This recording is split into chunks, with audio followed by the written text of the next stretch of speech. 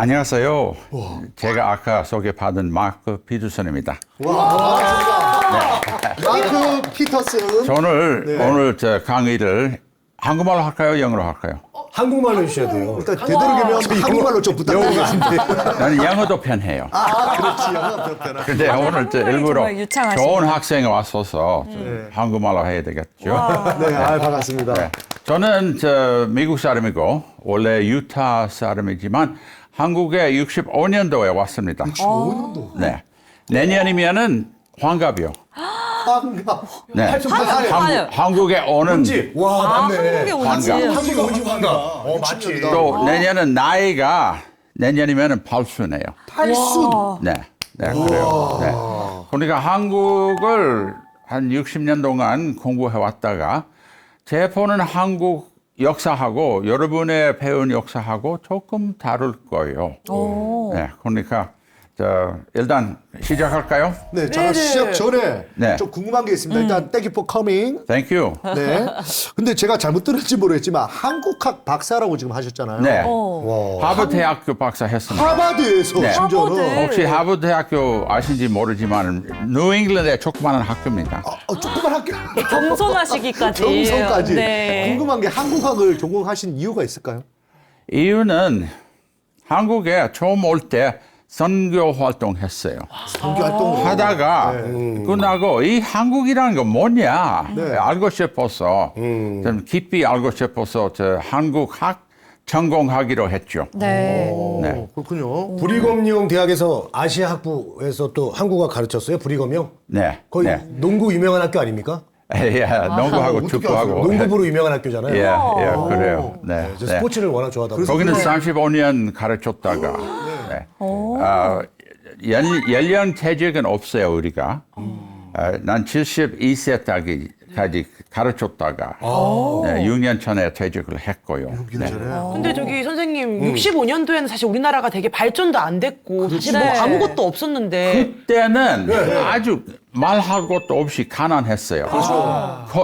길가에 거지들이 있고 또 그때는 택시 탈 때 미터가 없는 택시가 많아요. 그러니까요. 제가 65년도면 저도 없었을 텐데 저희 다 없을 때예요. 없었을 텐데 그때 한국의 매력에 빠진 이유가 또 뭔지 궁금해요. 그러게요. 네. 그러니까요. 그때 매력이 몰라요. 있었나요? 사람들이 한국에 뭐 한국 사람의 뭐가 정. 정이 있는 거예요. 난 한국 정에 빠진 사람이에요. 말하지 그래요. 않아도 아니까 우리는. 네. 네. 네. 그래요. 근데 궁금한 게 예. 그때 우리 대한민국은 오셨을 때는 정말 좀 가난한 나라였잖아요. 네. 우리 선생님은 돈이 많았을 거 아니에요 그때는. 그때는 나라가 가난하지만 사람은 가난하진 않아요. 오, 그랬어요? 사람의 눈빛이 네.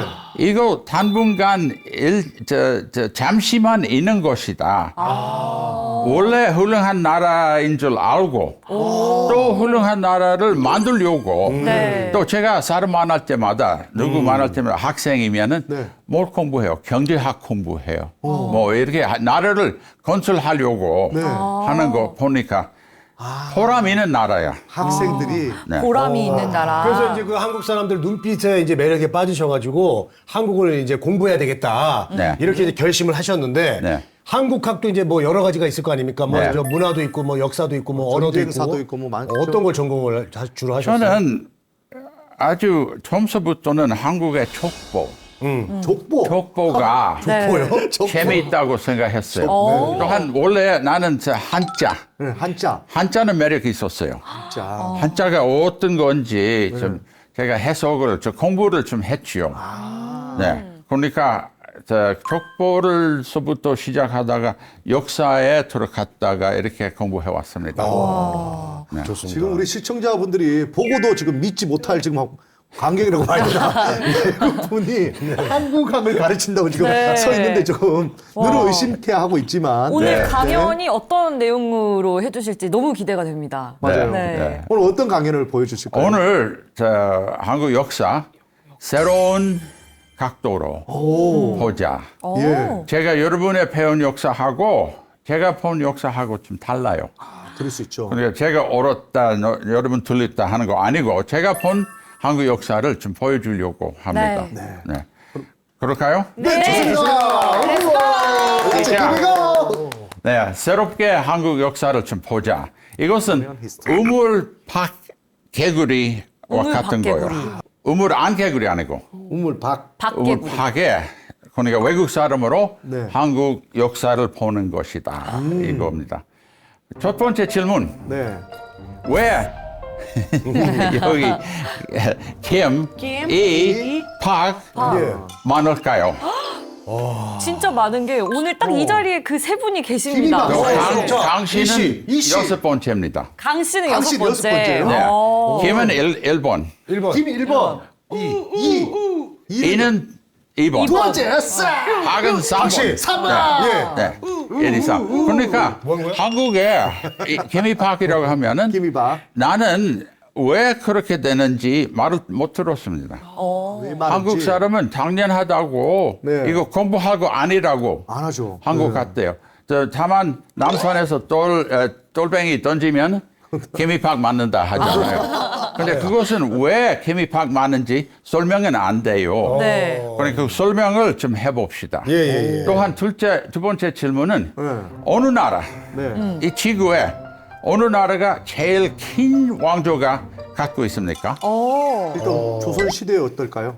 조선, 이- 고려, 고려, 신라, 신라. 모두 500년, 500년, 1000년. 천년. 다른 나라는 없습니다. 이런 거. 그럴까요? 이것도 유일한 겁니다. 한 번 아니고 이렇게 여러 번 한 여러 거예요. 번. 예. 그러니까 이 두 질문은 따로따로 한 거 아니고 같은 겁니다. 오, 재밌네요. 같은 겁니다. 같은 네, 좀 질문. 봅시다. 네. 다 똑같이 근본적인 한국의 역사에 원인이 있는 거예요. 네. 그러니까 보통 한국 사람들이 역사가 혼란스럽고 네. 전쟁도 많고 네. 이런 소리 하는데 난 좀 다르게 해석합니다. 네. 다르게 해야지.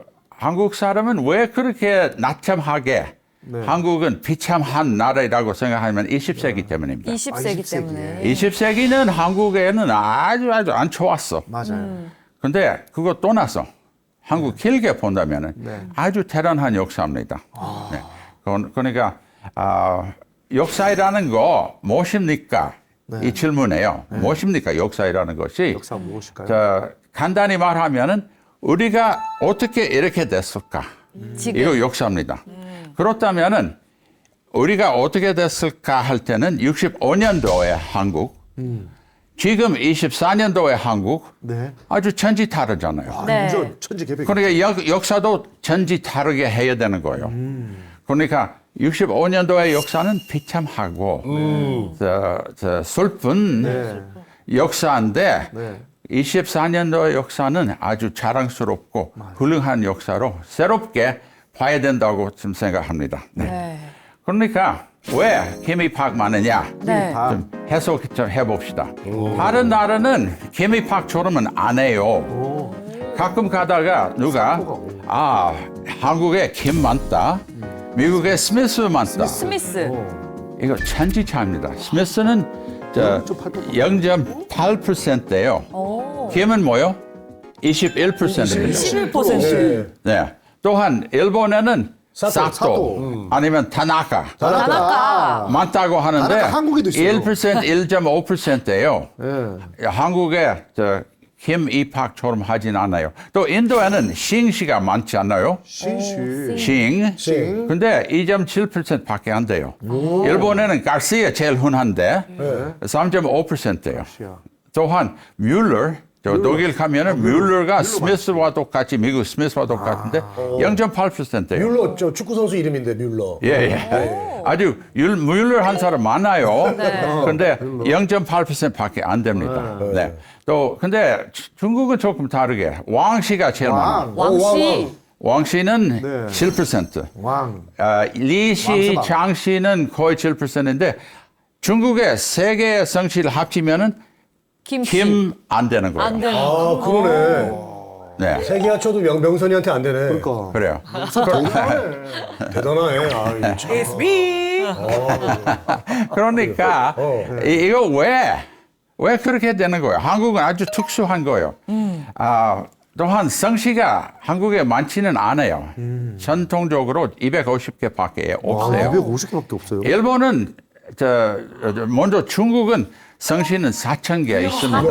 민원 대비해서 그렇게 안 맞네요. 예, 예. 근데 일본 보세요. 네, 이거.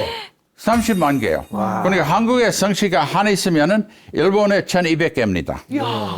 그러니까 문화가 완전히 다른 거예요.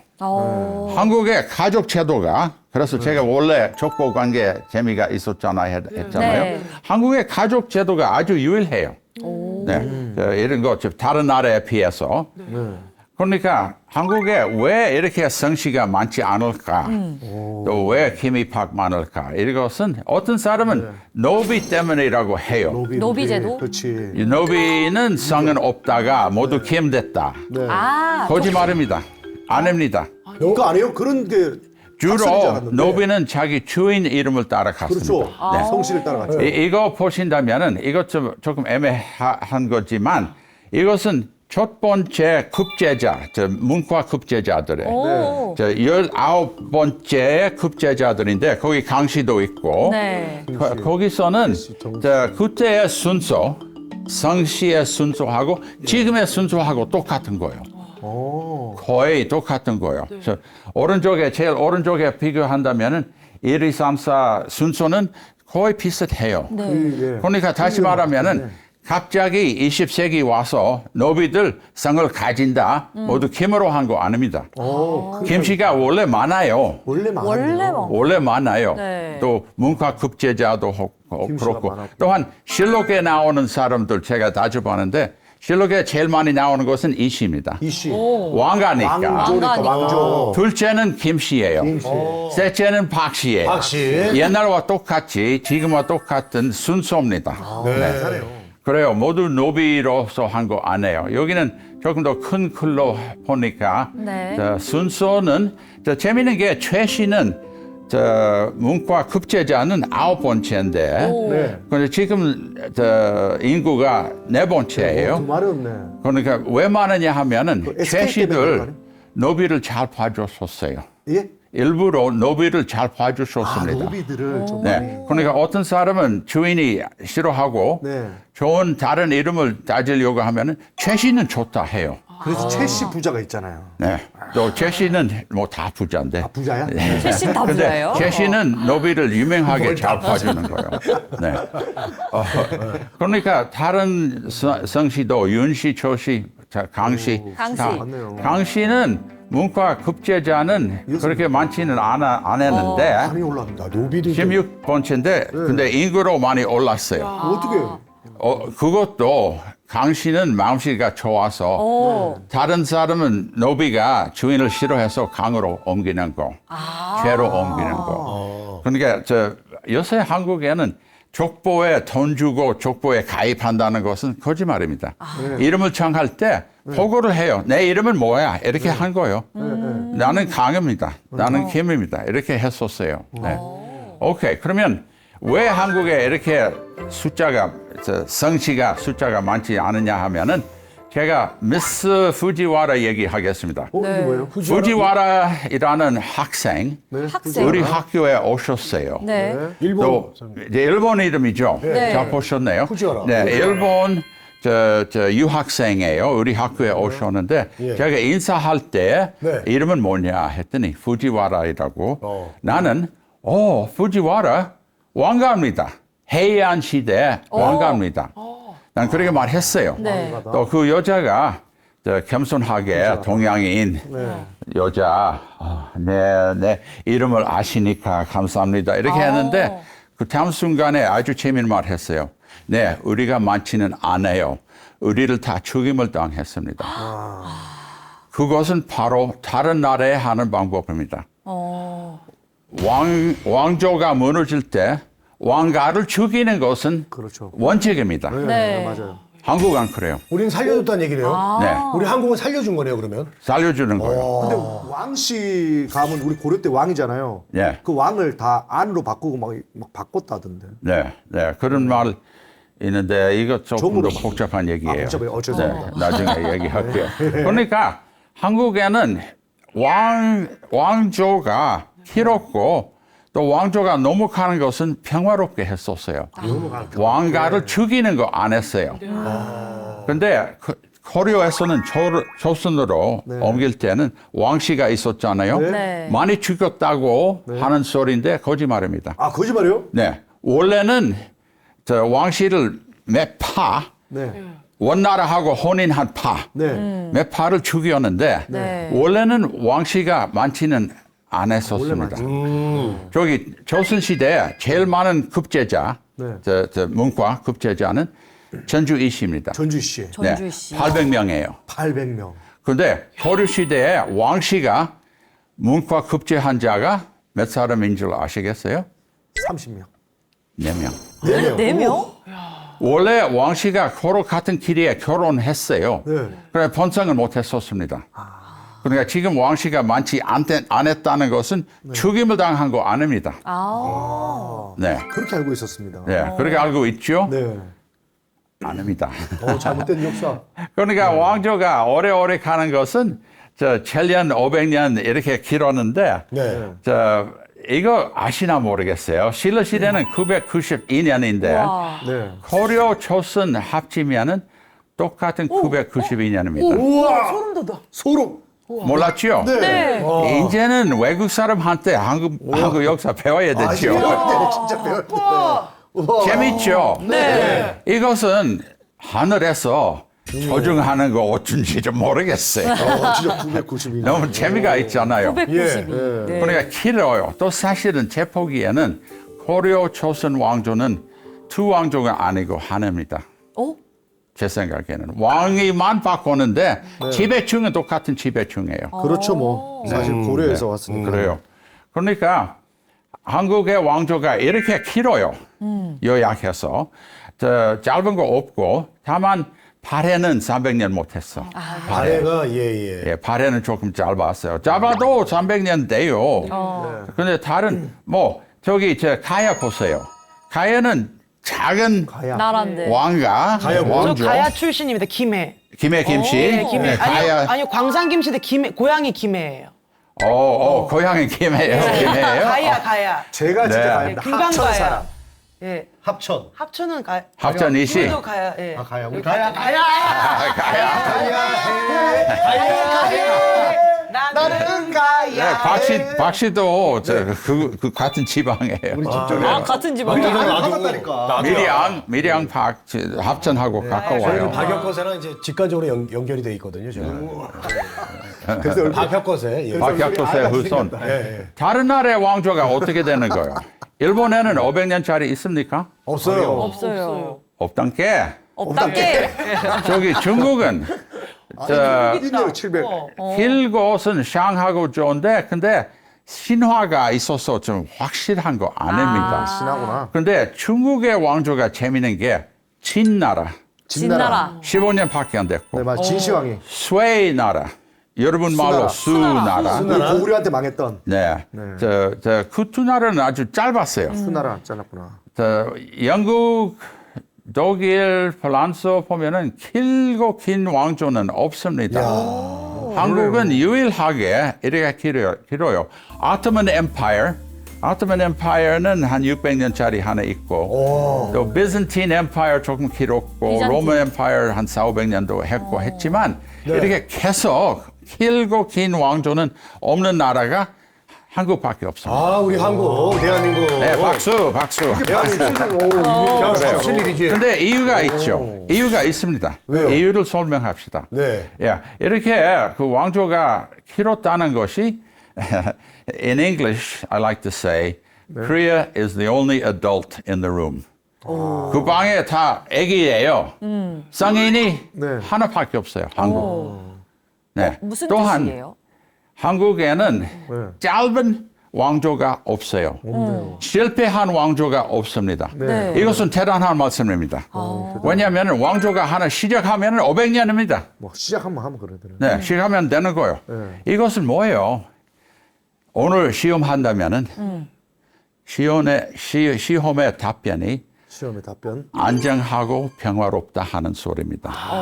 안전하고 평화롭고 안정하다 하는 거예요. 제가 질문할 때는 그렇게 답변해 주세요. 네, 오케이.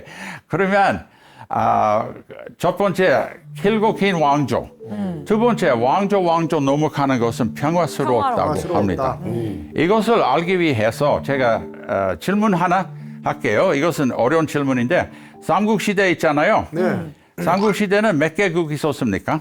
삼국시대. 삼국시대니까 세 개. 세 개이죠? 네. 아닙니다. 네 개입니다. 가야까지 넣어주는구나. 가야까지. 가야까지 해야 돼요.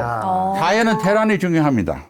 왜냐하면 가야는 우리에게 김에 김씨도 주시고 또한 가야금 주시는 거예요. 가야금. 가야금. 아주 모범 한국 악기 네. 가야에서 나온 거예요. 근데 김해 김씨, 양천 허씨, 인천 이씨 모두 김수로 왕의 후손들입니다. 네.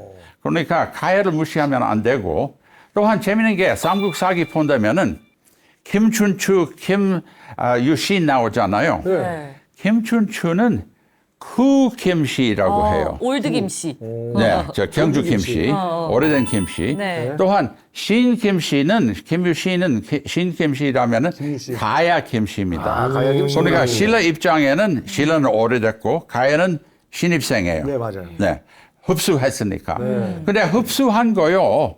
저 김유신이 가야 사람입니다. 가야 사람인데도 저기 저 신라에는 성골은 이미 없어졌고 네. 진골입니다. 네. 같은 진골입니다. 또한 김춘추하고 저 김유신, 가야 김유신이 서로 저 매부 초남 관계입니다. 가족이네. 가족. 네, 매부. 같은 진골이에요. 네. 네. 그러니까 분명히 가야는 멸망된 거 아니고 네. 흡수된 거예요. 흡수. 이것은 한국의 원칙입니다. 흡수된. 앞으로도 볼 겁니다. 앞으로도 네, 계속 볼 겁니다. 흡수. 흡수. 예. 네. 멸망 아니고 흡수. 네, 흡수 합병. 또 신라는 망하고 고려는 후고구려 하다가 네. 후고구려는 후백제하고 싸웠다가 네. 후고구려가는 신라의 보호자 했잖아요. 네. 또 언젠가는 후백제 망했고 후고구려가는 후구 빠지고 고려 저 신라의 보호자로 흡수한 거예요. 역시 고려가. 또 흡수한 거예요. 근데 여러분의 책에서 전쟁, 뭐 삼국 전쟁, 후삼국 전쟁은 아닙니다. 물론 전쟁이 있었지만 저큰 전쟁이 아니고 또 고구려하고 신라는 합방이에요. 네. 그러니까 그것도 그렇고 또한 저 아직까지도 우리 한국에 신라 소라볼 육부촌 아직 살아 있어요. 아직 남아 있어요. 오. 저 한국에는 김이박, 네. 석씨. 소라볼은 최, 청, 손, 배, 솔. 또 왕가는 김박석이에요. 이 김박, 최정, 이 모두 지금 한국 인구가 이렇게 되는 거예요.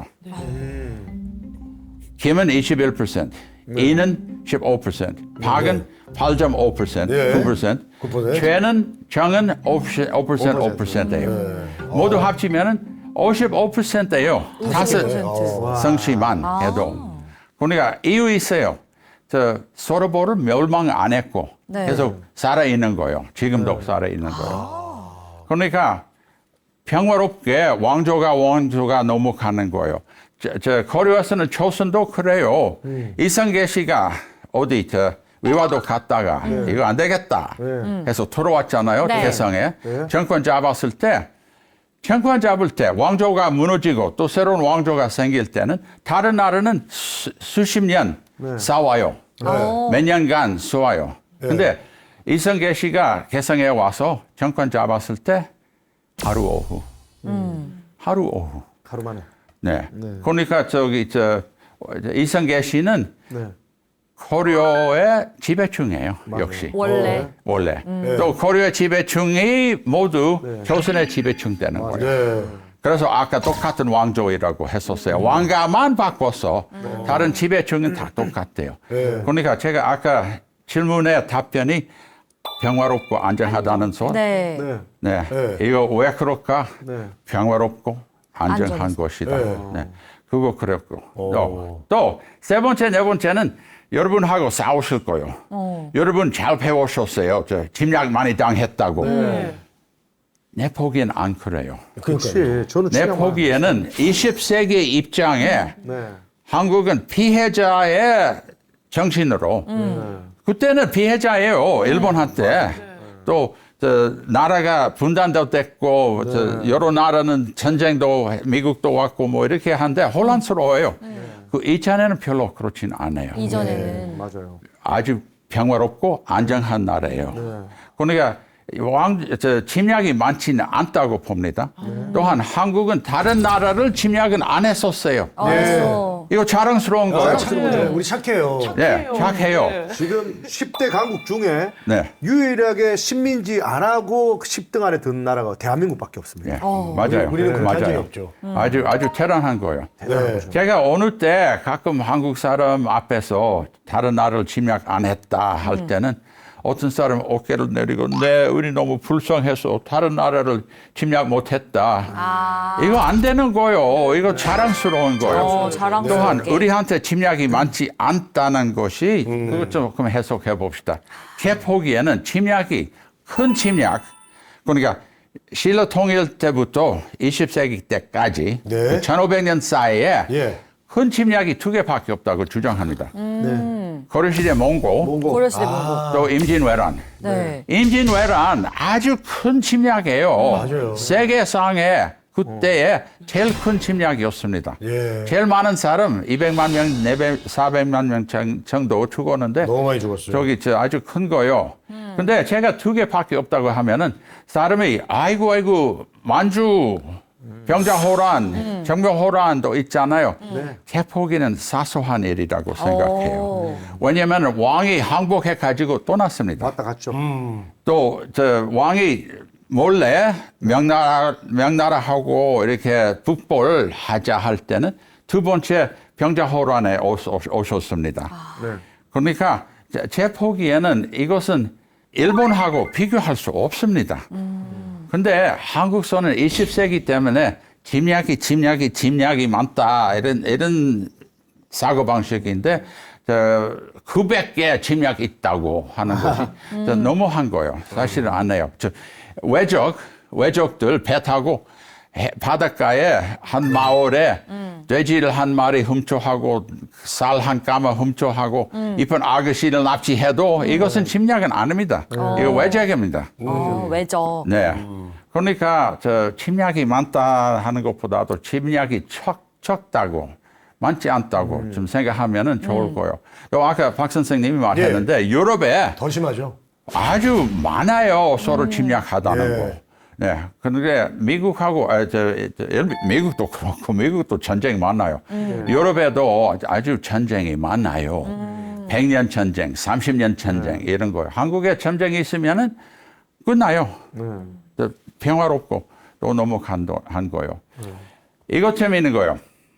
경계선 있잖아요. 네. 국가. 네. 저기, 일본, 중국하고 국가는 어디요? 백두산, 압록강. 네. 압록강은 이 지구에 제일 오래 가는 경계선입니다. 그러네요. 이거 무슨 뜻입니까? 평화롭고 안정하다는 안전하다. 겁니다. 네. 여기 그 압록강이 제일 오래 가는 경계선인데 유럽의 지도를 보면은 뭐 10년, 20년마다 경계선을 옮겨요. 프랑스가 독일 땅을 잡고, 독일은 프랑스 땅 잡고, 체코슬로바키아 땅 잡고, 덴마크 땅 잡고 이렇게 맞아요. 왔다 갔다 하는 경계선인데 찰리언 가는 경계선이 아주 특수한 거예요. 뭐요? 평화롭고 안정하다는 안전하다. 겁니다. 네. 또한 이거 재미있는 거예요. 왕릉을 토굴을 안 한다는 거. 이거 재미있는 거. 난 이곳에 한번 가는데 이것은 오릉. 경주의 오릉. 네. 한번 제가 미국에서 온 교재 쓰는 사람들 모시고 한 답사 하는데 학자들 가운데 하나 고고학자 하나 계셨어요. 그 고고학자는 이 묘를 보고 참 언제쯤 도굴을 당했습니까? 이렇게 질문했어요. 내가 도굴한 거 없어요. 그 사람이 아니요 도굴해요. 자기가 공부한 중동, 네. 애굽, 독일 한 무덤은 없습니다. 다 독일 해요. 제가 아니요. 우리 고고학자들 몇 사람 한 7개, 8개 파악을 했는데 왕관, 포배 다 있는 거예요. 그 사람은 좀 놀랐어요. 또 이미 제가 그분들에게 평화롭고 안정한 나라라고 했으니까 그 사람은 그것도 중고가 되는 거예요. 한국은 충분히 평화롭고 안정하니까 독을 안 하는 일이 그래요. 요즘 카페에서도 핸드폰이랑 지갑 놔두고도 한국은 왔다 갔다 할 수 그래요. 있잖아요. 저는 네. 제 핸드폰 택시에 잘 두고 가요. 이번에도 한 번 했어요. 근데 와요. 네. 네, 한 번 가방 두고 왔는데 왔어요. 근데 그거는 사실 이제 우리 저 대한민국의 어떤 국민성도 있지만은 대한민국이 이제 전 세계에서 CCTV가 제일 많거든요. 그것도 조금 일조하지 않았나. 그래서 한국을 좋아하는 거예요. 그래요. 아주 사람 정의라는 거 좀 있는 거예요. 네. 한국의 선비 문화 때문에 선비문화. 선비 문화. 또 저기 사무라이 비교한다면은 네. 아주 천지차이예요. 네. 선비는 뭐요? 공부하는 사람이죠. 조용히 붓으로. 네, 붓으로. 네, 조금 있으면은 제가 붓하고 칼 비교할 거요. 오. 사무라이는 칼. 칼이죠.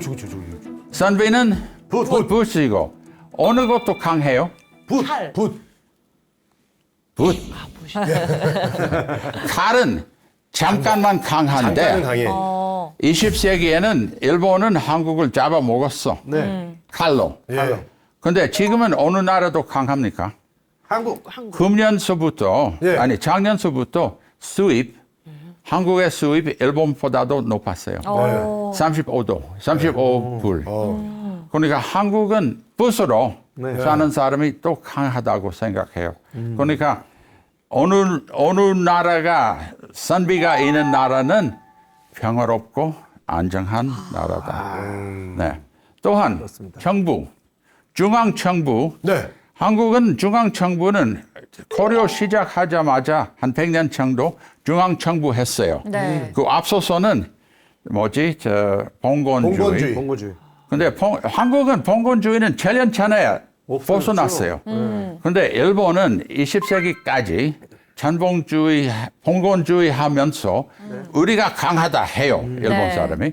우리가 강하고 유럽도 봉건주의야. 우리와 유럽과 강하고 한국 땅을 잡아먹었잖아요. 네. 봉건주의도 우수하다고. 거짓말입니다. 중앙 정권이 중앙정권. 또 좋은 거예요. 왜?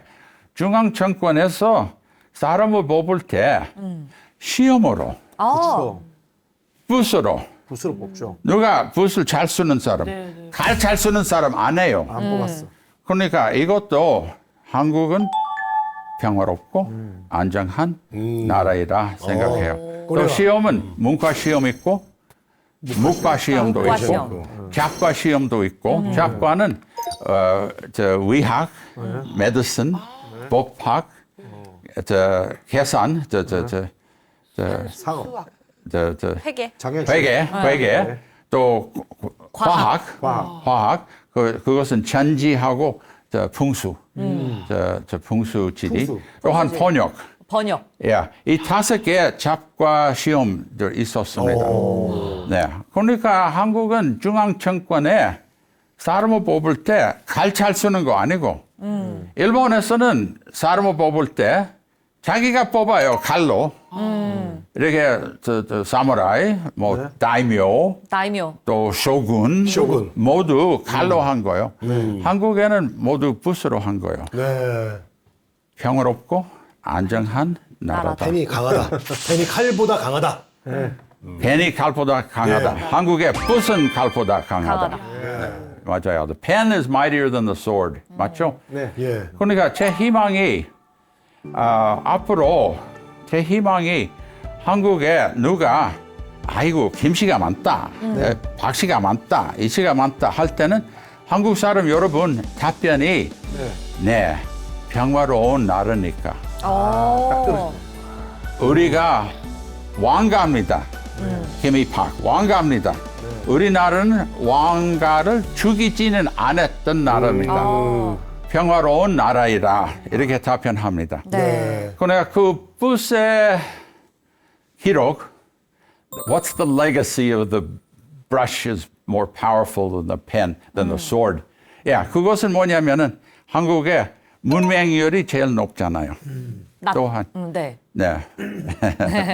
또한 고등학교 졸업률이 제일 높아요. 네. 대학교 졸업률이 제일 높아요. 네, 맞아요. 또 이노베이션 관계, 패턴트는 한국은 조금 작은 나라이지만 사실은 제 친구들 한국 작은 나라라고 할 때 난 반대해요. 작은 나라 아니에요, 한국은. 큰 나라예요. 그래도 비교적 중국, 미국, 패턴트, 그러니까 카피라이트 이런 거 네 번째입니다, 한국에. 아주 창의력 있다는 것을 보여주는 거예요. 사실은 한국은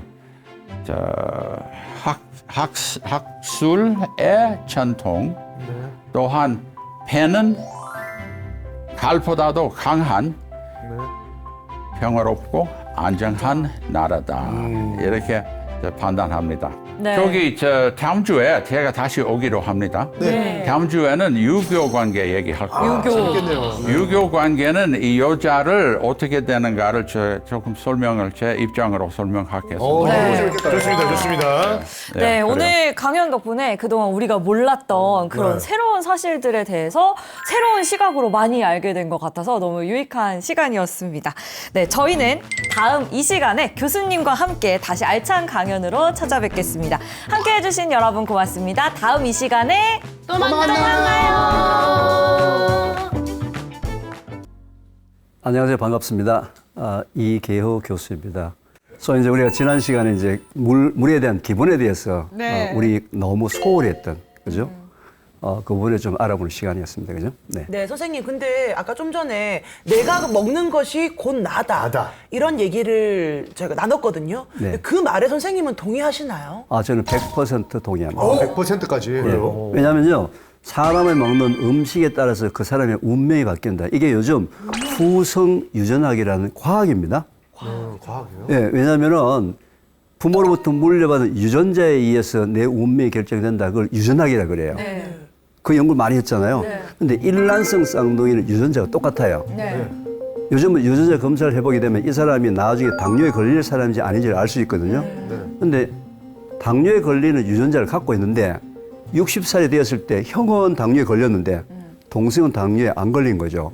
그 형과 동생이 60년 동안 살았던 걸 먹거리, 생활 습관, 환경을 조사해보니까 완전히 다른 거예요. 따라서 부모로부터 아무리 나쁜 유전자를 갖고 태어났다 하더라도 그 사람이 어떻게 사느냐, 무엇을 먹느냐, 무슨 생각을 하느냐에 따라서 그 사람의 운명은 바뀔 수 있다. 이게 후성 유전학이기 때문에 100% 믿습니다. 저는 교수님과 한 배를 탔다고 생각하고 이제 2개호를 타고 갈 건데요. 와우. 예, 한 배 탔습니다. 그래서 저는 교수님 하라는 대로 하려고 하는데 이게 참 힘든 게 주변 환경이 도와주질 않습니다. 그치. 제가 물도 좀 잘 챙겨 먹으려고 하고 음식도 조절하려고 하는데 와이프가 오빠 이 맛있는 거 안 먹어 하면서 교수님 먹지 말라는 것들도 막 먹으라 하고 막 이렇게 되거든요. 그럼 저처럼 이렇게 마음은 있지만 실행을 못하는 분들에게 뭐 조언해 주실 말씀이 있을까요? 이제 조금 이따 제가 그 강의에서도 말씀드릴 텐데요. 가장 어려운 것이 생활 습관을 바꾸는 거예요. 예를 들면은 대장암에 걸려서 2번이나 재발한 29살짜리 젊은 친구가 피자를 끊지 못해요. 그거 진짜 끊기 힘들거든요. 그죠? 네, 너무 맛있어요. 그 정도도 아니 맛있는 건 맛있는데 대장암에 걸려서 2번을 재발 수술했잖아요. 그럼 그 정도로 피자 정도는 끊어야 되는데 그걸 못 끊는 그 젊은 친구들 볼 때 너무 가슴이 아픈 거죠. 그래서 태초 먹거리에서는 이제 이 먹거리, 올바른 먹거리, 그리고 그 태도, 먹는 방법. 오늘도 아마 제가 좀 몇 가지 말씀을 드릴 텐데 그 방법을 바꾸는데 좀 어렵지만 그래도 바꿔야 합니다. 네. 그리고 또 제 질문이 있습니다, 교수님. 우리가 현대인들이 이제 스트레스 때문에 또 고민이 참 많습니다. 그래서 스트레스를 받는 게 건강에 좀 더 안 좋은지 아니면은 이 잘못된 식생활, 먹는 것 때문에 건강에 더 안 좋은지 요게 이제 뭐 계란이 먼저냐, 뭐 닭이 먼저냐 이런 질문일 수가 있습니다만은 어떻게 교수님은 생각하십니까? 일단 뭐 답을 다 알고 계시는 것 같은데요. 네네네. 일단 스트레스도 긍정적인 스트레스가 있고 부정적인 스트레스가 있어요. 네.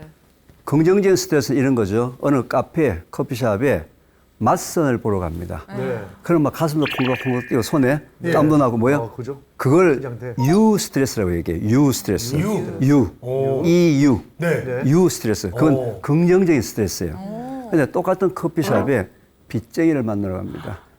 그건 D 스트레스. 부정적인 아우, 스트레스. 스트레스구나. DI. 부정적인 스트레스예요.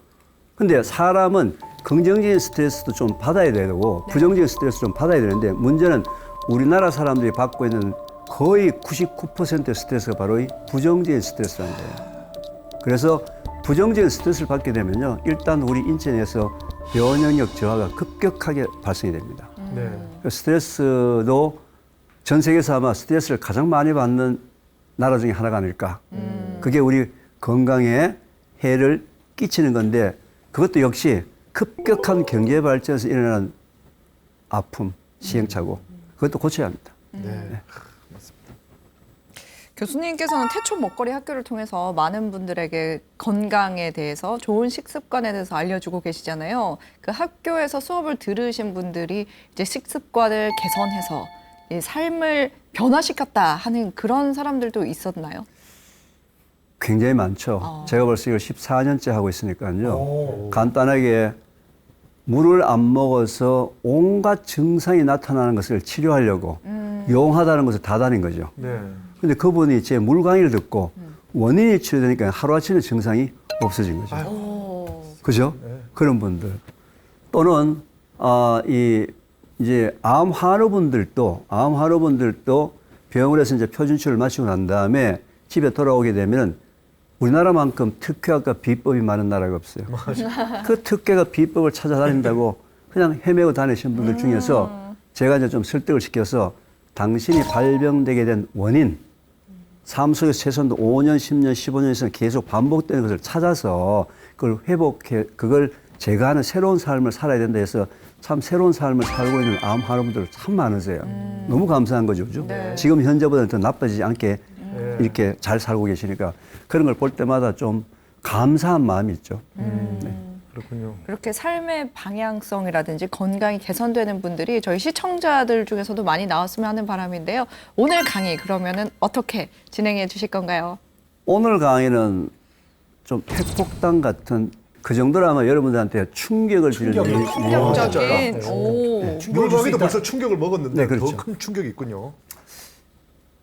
우리 1960년, 70년대는 어떤 먹거리가 제일 좋은 먹거리인지 아세요? 60년, 70년대요? 달걀일 것 같은데. 뭐 감자. 감자, 옥수수? 나물 같은 반찬. 옥수수, 나물. 아, 다 맞는데 그때는 양이 많은 음식. 옥수수가 됐든 감자가 됐든 뭐 풀이 됐든 뭐가 됐든 뭐야. 보리쌀. 양이 많은 거. 왜? 배가 고프니까. 그죠? 배가 고프니까. 배고프니까. 여러분들은 먹을 게 없어가지고 실제로 굶어 보셨어요, 혹시? 아니요. 다이어트 할 때 굶는 거 말고. 네. 사실 그러진 예, 않았습니다. 저는 10대 때 어릴 때 좀 그 가정 형편이 좋지 않아서 많이 굶어봤어요. 아까 지난 시간에 얘기하셨듯이 수돗물 먹고 배를 채웠던 그런 시절도 있었어요. 그 배고픔에 굶주림은 참 너무 아픈 추억이에요. 진짜 굉장히 괴로운 시기예요, 그 배고픔. 그래서 그때는 뭐예요? 무슨 밥, 고봉밥 얘기 들어보셨죠? 밥그릇보다도 밥이 위에 많이 올라오는 거. 그죠? 팥빙수처럼? 네, 팥빙수 굴러 오는 거. 하여튼 음식의 종류에 관계해서 양이 많은 거. 자, 우리나라가 이제 열심히 일을 해서 잘 살게 돼서 1980년, 90년, 2000년, 2001년, 뭐 2010년, 2020년. 이때는 이제 그 다음에 어떤 먹거리 찾아서 헤맨가요? 어떤 먹거리 찾아요? 질 좋고. 아니, 맛있는 먹거리. 아, 맛있는 거. 우리나라 비해서 난리 났죠. 모든 방송과 언론에서 맛집 기행. 맛집만 나왔죠. 진짜. 맛집, 그죠? 맛집. 또는 뭐 자동차 타고서 뭐 자동차 있으니까 2시간씩, 3시간씩 막 맛집 찾으러 다니는. 그죠? 네. 오늘 2024년 오늘은 여러분들은 어떤 먹거리를 찾아서 다니세요? 건강한 먹거리. 건강한 먹거리. 건강한 먹거리. 맛있는 먹거리도 좋은데 뭐요? 건강한 먹거리를 찾을 정도로 뭔가 이제는 조금 관심이 좀 두려운 부분도 있고 알고 싶은 부분도 있고. 자, 건강한 먹거리의 예가 어떤 게 있을까요? 어떤 게 건강한 먹거리일까요? 일단 왠지 제철 채소. 재료를 채소. 이용한 거. 잘하네. 채소 같은 거. 튀기지 않은 거. 튀기지 않은 거. 네, 그럴 것 같고. 유기농. 유기농. 네. 물론 이제 제가 여러분들 얘기를 하지 않더라도 또는 방송을 보고 계시는 모든 시청자분들도 머릿속에 아마 적어 놓은 게 엄청 많을 거예요. 이게 건강하다, 이게 건강하다.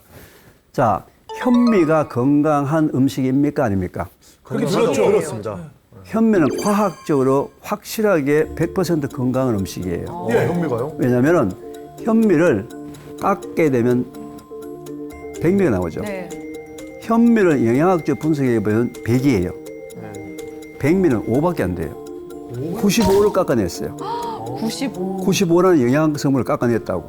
그죠? 백미가? 백미가. 예, 예. 근데 백미는 물을 주거나 땅에 심으면 썩어버려요. 네. 현미는 물을 주거나 땅에 심으면 싹이 터요.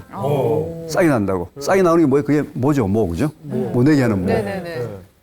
생명력으로 본다면 현미는 100이고 백미는 0이에요. 생명력. 네. 예, 예. 그 정도로 현미는 과학적으로 확실하게 건강한 먹거리이기 때문에 우리나라 사람들은 상당히 많은 사람들이 현미밥 또는 잡곡밥 또는 뭐 현미떡 다양한 방법을 집에서 현미를 먹으려고 노력하고 있죠. 노력을 하죠. 그죠? 네. 뭐 잡곡 섞어서 먹도 어떤 것도 간에.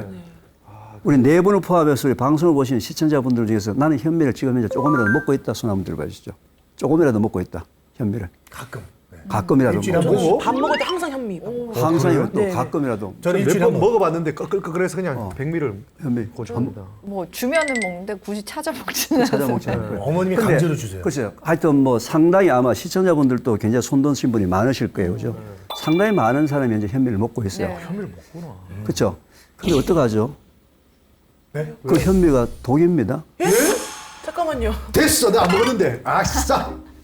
독이라고요? 지금 표정이 지금 묘하게 변했어요. 네, 어쩐지 오늘의 주제가 약이 되는 음식이냐, 독이 되는 음식이냐. 아, 현미가 좋은데 결국 현재 우리가 먹고 있는 음식 중에서는 자기도 모르게 내 몸속에 들어와서 약이 될 수도 있고 독이 될 수도 있는데 독이 되는 음식을 너무 많이 먹고 있다는 거예요. 자, 지금 이제 벌써 실망을 해가지고 이제 걱정이 태산 같아요. 좋다고 해서 먹었는데. 왜 지금 현재 밥솥에 지금 아침에 현미밥 했던 거 있어가 저녁에 또 먹어야 되는데 이걸 먹어야 될까 말아야 될까 고민부터 시작해서 우리 시청자분들이 지금 자꾸 부엌에 있는 밥솥에 지금 현재 시세에 돌아갑니다. 맞네요. 자, 왜 현미가 독이냐? 왜 현미가 건강한 음식인데 독이냐 이 말이죠. 이게 좀 이상하지 않아요? 왜 그런 너무 거죠? 이상하죠. 100% 자, 생명력 있는데 현미는 예. 소화가 잘 되지 않습니다. 그건 그런 거 소화 안 같아요. 된다 했어. 소화가 그죠? 안 돼. 소화가 안 돼요. 자, 보세요. 우리가 입으로 음식이 들어왔을 때 네. 음식이 우리 몸속에 들어가서 지나가는 통로가 두 가지밖에 없어요. 통로가. 예, 예, 예. 자, 아니 음식이 내려가면은 음식이 현미를 먹고 난 다음에 내려가게 되면 위에서 2시간 동안 머물렀다 그다음에 장으로 내려갑니다. 이 현미 같은 것들을 일컬어서 탄수화물이라고 얘기해요. 네. 탄수화물은 농축된 거예요. 농축된 거 덩어리가 크다고요. 덩어리가 큰 놈은 우리 몸속으로 들어올 수 없죠. 네. 흡수가 안 되겠죠. 따라서 이 녀석을 잘게 부수는 과정이 뭐예요? 소화 과정이라고. 네. 네. 소화 과정. 그렇죠. 잘게 부수게 되면 탄수화물은 포도당이 되는 거예요. 네. 네. 포도당이 작은 단위가 되면 우리 장 속에서 혈액속으로 흡수가 일어납니다. 그럼 그게 약이 되죠. 네. 근데 소화가 안 된 탄수화물 덩어리죠. 네. 우리 몸으로 들어올 수 있어요, 없어요? 못 들어오죠.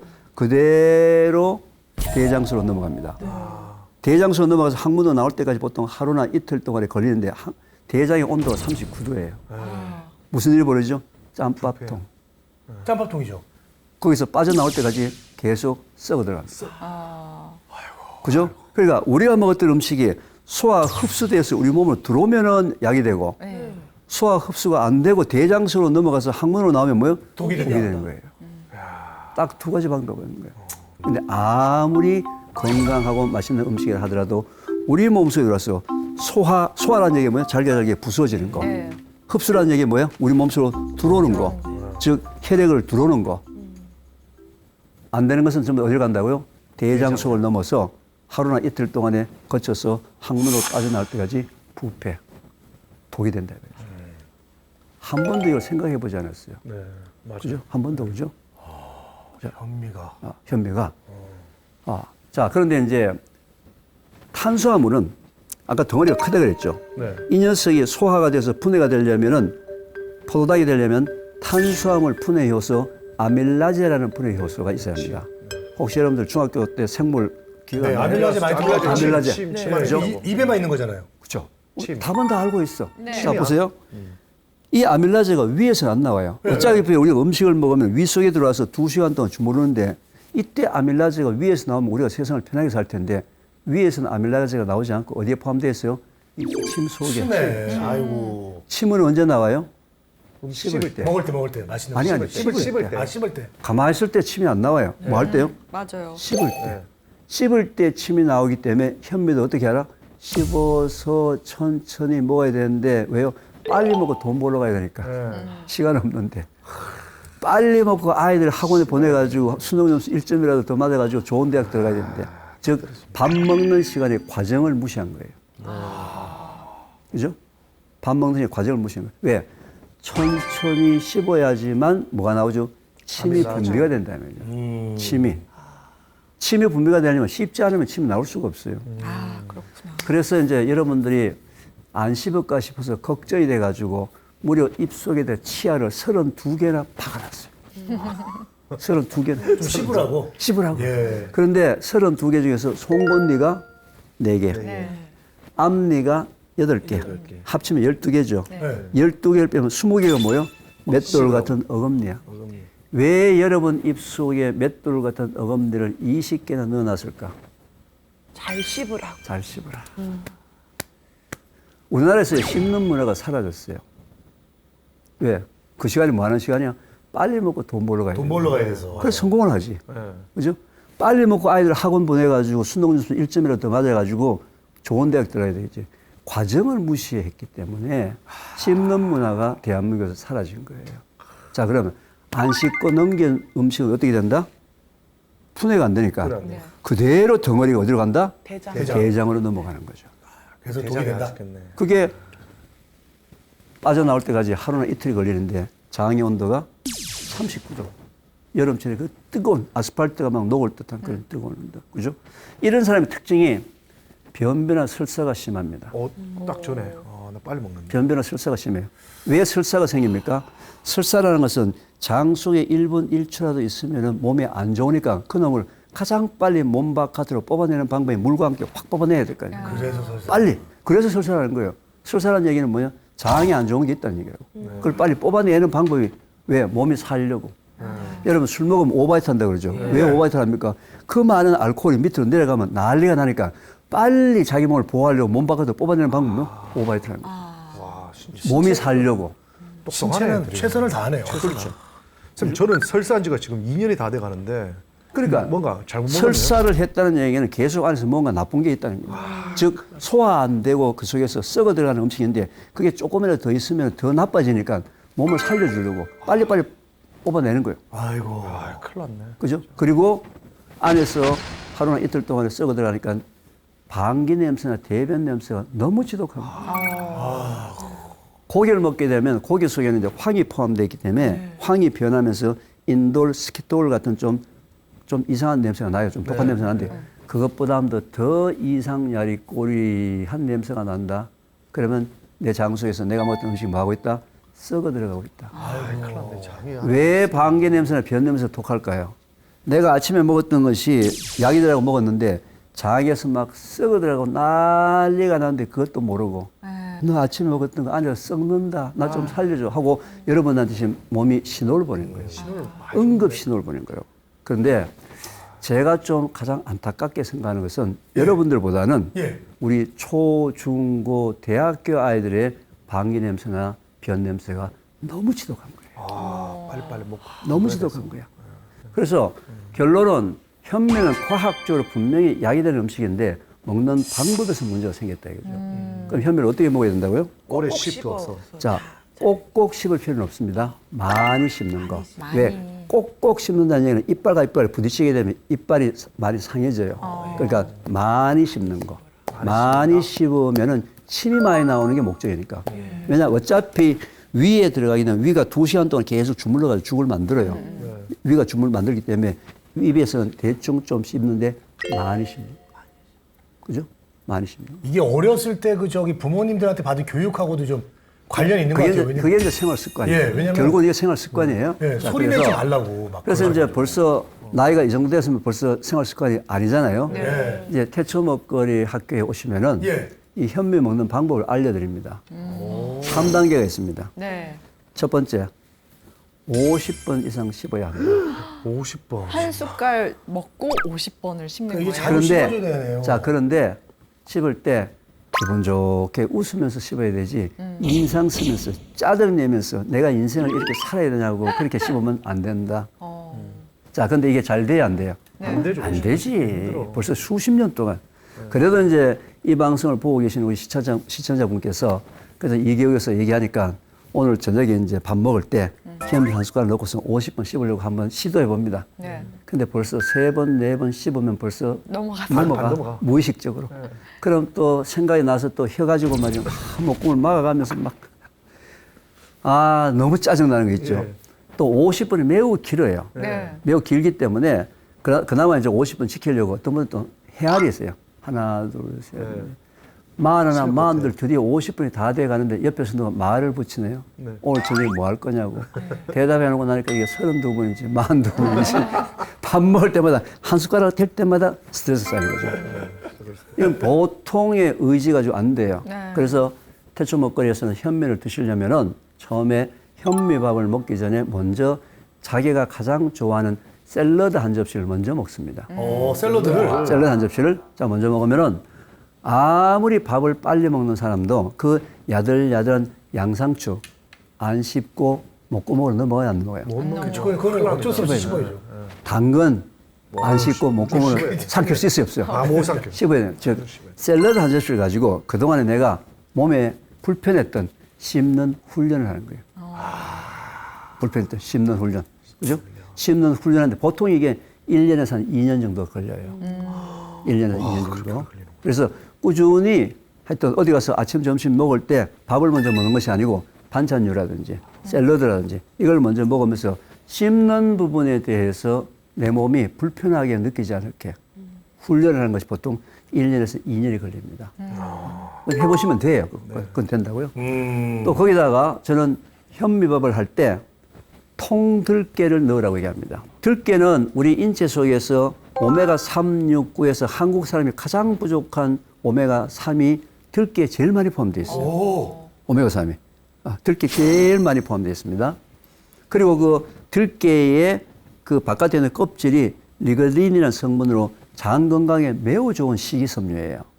가장 좋은 식이섬유예요. 들깨에 뭐가 있나요? 예. 그리고 들깨가 워낙 고소한 맛이 있잖아요. 네, 맛있어요. 그래서 이제 현미밥에다가 이제 들깨를 넣어가지고 밥을 해서 밥을 씹잖아요. 네. 터지는 소리가 타닥 소리가 들려요. 약간 이 소리가 너무 재밌고 터질 때마다 고소한 맛이 밥맛이 계속 늘어나겠죠. 이 현미 속에 있는 통들깨가 터지는 소리가 안 들릴 때까지 씹으면 50분을 무조건 씹는 거예요. 숫자를 일부러 헤아릴 필요가 없어요. 없다는 거구나. 예. 그래서 이제 이런 방법으로 현미를 먹어야 좀 약이 되죠. 나는 이게 도저히 못하겠다. 현미 드시지 마십시오. 잘 안 먹는 게 낫네요. 차라리 안 먹는 게 낫습니다. 왜? 독이 됐으니까. 독이 되면 약이 아니고. 차라리 안 먹으면 낫지. 안 먹으면 독이 안 됐는데. 그렇죠? 그런데 문제는 현미만의 문제가 아니고 우리나라 사람들이 다 음식을 씹지 않고 삼키고 마시는데 지금 다 그렇게 경향이 바뀌었어요. 맞아요. 근데 이제 우리가 밥을 먹게 되면 이제 이렇게 얘기하면요. 저한테 제일 많이 하는 질문이 뭔지 아세요? 아니, 교수님 그렇게 해가지고 사회생활을 어떻게 하냐고. 같이 밥 먹으러 갔는데, 다른 사람 다 먹고 일어나는데, 나 혼자서 거기 밥 먹으면 내가 어떻게 보조를 맞추냐고. 지금까지는 여러분들이 그 사람이 한 그릇 먹을 때 나도 똑같이 한 그릇을 먹으려고 했기 때문에 보조를 못 맞췄는데, 내가 만약에 반 그릇을 천천히 먹게 되면은 100%가 약이 된 거예요. 한 그릇을 그 사람들하고 똑같이 먹으면 뭐요? 약도 되고 독도 되고 두 가지를 다 먹은 거고, 반 그릇을 내가 천천히 먹게 되면은 뭐예요? 다 약이 됐죠. 그럼 배가 고파서 어떻게 합니까? 내가 이게 한 그릇 먹던 사람이 어떻게 반 그릇 먹습니까? 우리 인체는 기가 막히게 많이 씹으면 많이 씹을수록 먹는 양이 줄어들어요. 포만감을 느끼는 위 구조가 그렇게 되어 있습니다. 왜냐하면요, 우리가 위가 구조가 이렇게 주머니 같이 되어 있잖아요. 음식이 위 속에 들어오게 되면 아래에 관략근에 끈을 묶고 위에 관략근에 끈을 묶어가지고 위가 막 주무른다고요. 왜 양쪽에 주물러 끈이 있어야지만 주물러가지고 죽을 만들잖아요. 2시간 때 막 주물르는데 음식이 위에 꽉 차가지고 주물르면 위로 삐져나오고 밑으로 삐져나오겠죠. 그래서 항상 음식은 위에 3분의 2만 차서 음식을 먹도록 되어 있거든요. 근데 그 3분의 1 되는 지점에 센서가 붙어 있어요. 센서가 붙어 있어서 밑에서 음식이 차곡차곡 차가지고 3분의 1 되는 지점에 음식이 딱 차면은 센서가 뇌에다가 음식 찼습니다 하고 신호를 보내면 뇌에서 얘야 그만 먹어라 해서 렙틴이라는 호르몬이 나와서 갑자기 식욕이 떨어지면서 포만감을 느껴요. 근데 이 센서가 음식 먹고 난 다음에 10분 내지 15분 뒤에 작동이 됩니다. 그래서 살찌는 사람은 10분 내지 15분 전에 밥을 다 채우는 거지. 꽉 다 채우는 거지. 그렇죠. 밥을 천천히 먹으면 절대로 3분의 2 이상을 절대로 못 먹는 거야. 천천히 먹으면 자기가 아무리 먹고 싶어도 포만감을 느끼면서 3분의 2 이상을 못 먹는 거예요. 이게 우리 인체의 기본이란 말이죠. 그죠? 따라서 다이어트 하려는 사람들도 뭐요? 천천히 먹게 되면 무조건 먹는 양이 작으면서도 포만감을 느낄 수 있다. 우리 이게 인체의 기본이에요. 근데 이 씹는 게 어렵지만 씹어야 합니다.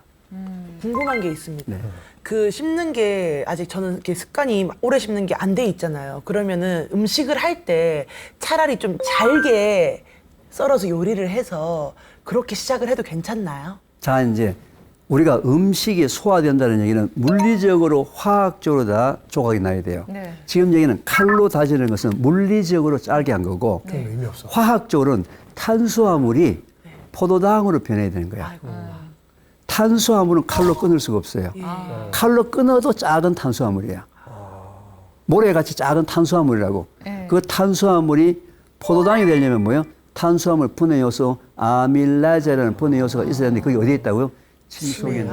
침은 언제 나온다고요? 씹을 때. 이거는 양보할 수 없는 거예요. 그럼 죽 같은 거 이런 거 먹는 거는 좀 안 좋을 수도 있겠네요. 이제 씹지도 않으니까. 우리가 제일 잘못 알고 있는 것이 뭐냐면 아픈 사람한테 흰죽 주는 거예요. 그러니까요. 건강책이라고 죽을 주는데. 자, 흰죽을 주면 되게 안 씹고 그냥 넘기죠. 흰죽을 만든 이유는 뭐예요? 씹는 거를 도와주는 것밖에 없잖아요. 그죠?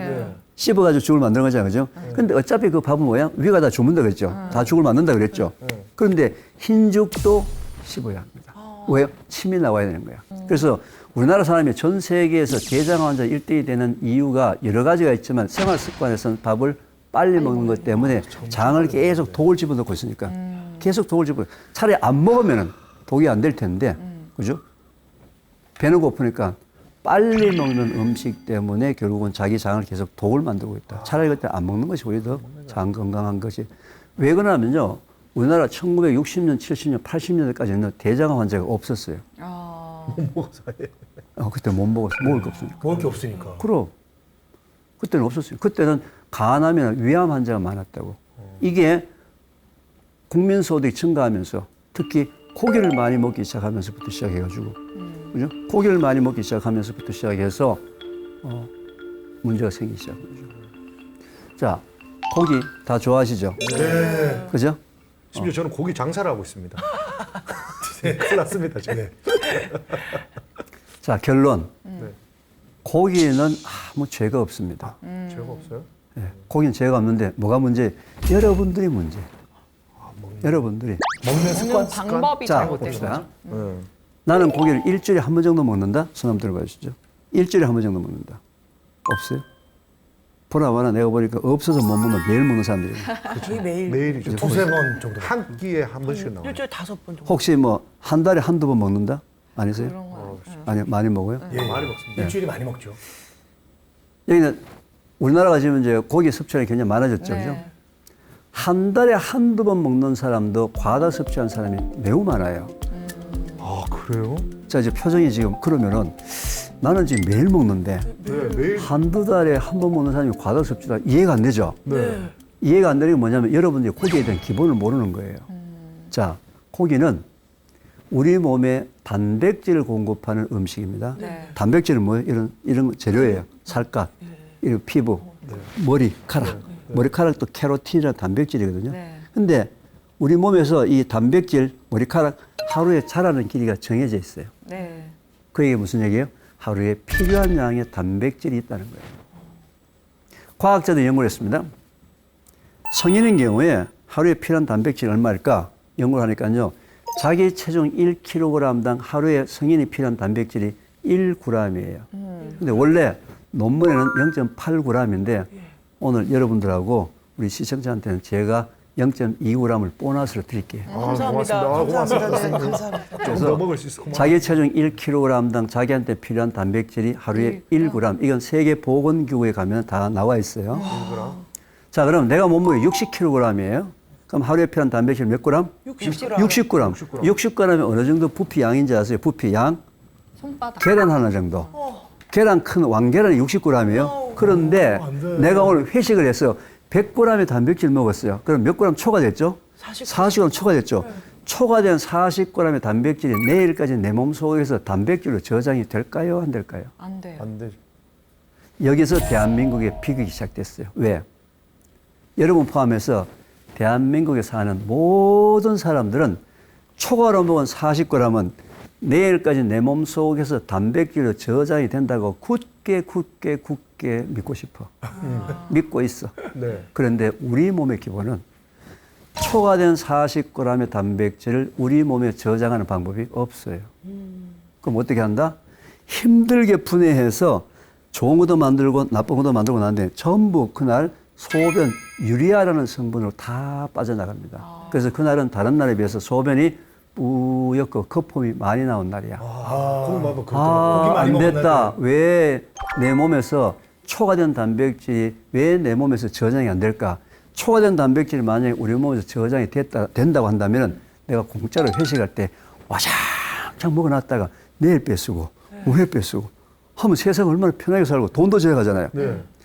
밥, 떡, 고구마, 감자, 국수, 빵 같은 탄수화물은 우리 몸속에 들어왔을 때 초과되는 양은 우리 몸에 저장이 됩니까? 안 됩니까? 진짜 그럽니다. 이거는 돼요. 뭘로 바뀌죠? 지방. 지방으로 바뀌어가지고 뱃살 같은 지방으로 바뀌는 거예요. 즉 비상식량. 그죠? 여성들이 남자보다도 지방량이 많죠. 그래서 몸매가 더 아름답잖아요. 왜 여성들이 지방이 많은지 아세요? 애기나. 아기를 낳았을 때 출산했을 때 혹시 못 먹을까 싶었어. 얘한테 우유, 모유는 줘야 되는데 비상식량으로 지금 몸에 가지고 다니는 거예요. 애를 위해서. 출산을 위해서. 근데 이상하잖아요. 왜 탄수화물이 초과되는 것은 우리 몸에 저장이 되는데 왜 단백질이 초과되면 우리 몸에 저장이 안 될까? 이건 몰라요. 이게 자연의 법칙이에요. 자연의 법칙이에요. 그죠? 그럼 뭐예요? 우리는 자연의 법칙에 따라줘야 되죠. 고기를 먹지 말자가 아니에요. 고기 어떻게 먹자? 매일매일 조금씩 필요한 양만큼 먹으면 아무 문제가 없는데 육식 과다 섭취가 이미 대장암의 원인이라는 것은 과학적으로 밝혀졌거든요. 고기만. 그죠? 자, 포기할 수 밝혀졌다. 우리가 밥, 떡, 고구마, 감자 같은 탄수화물은 먹으면은 우리 위 속에서 한 2시간 정도 머무는데 고기는요 3시간, 4시간이 걸려요. 그래서 옛날에 어르신들이 얘야 고기 좀 먹어봐라 든든하다. 고기가 좋아서 든든한 게 아니고 소화가 안 돼가지고 좀 늦게 돼가지고.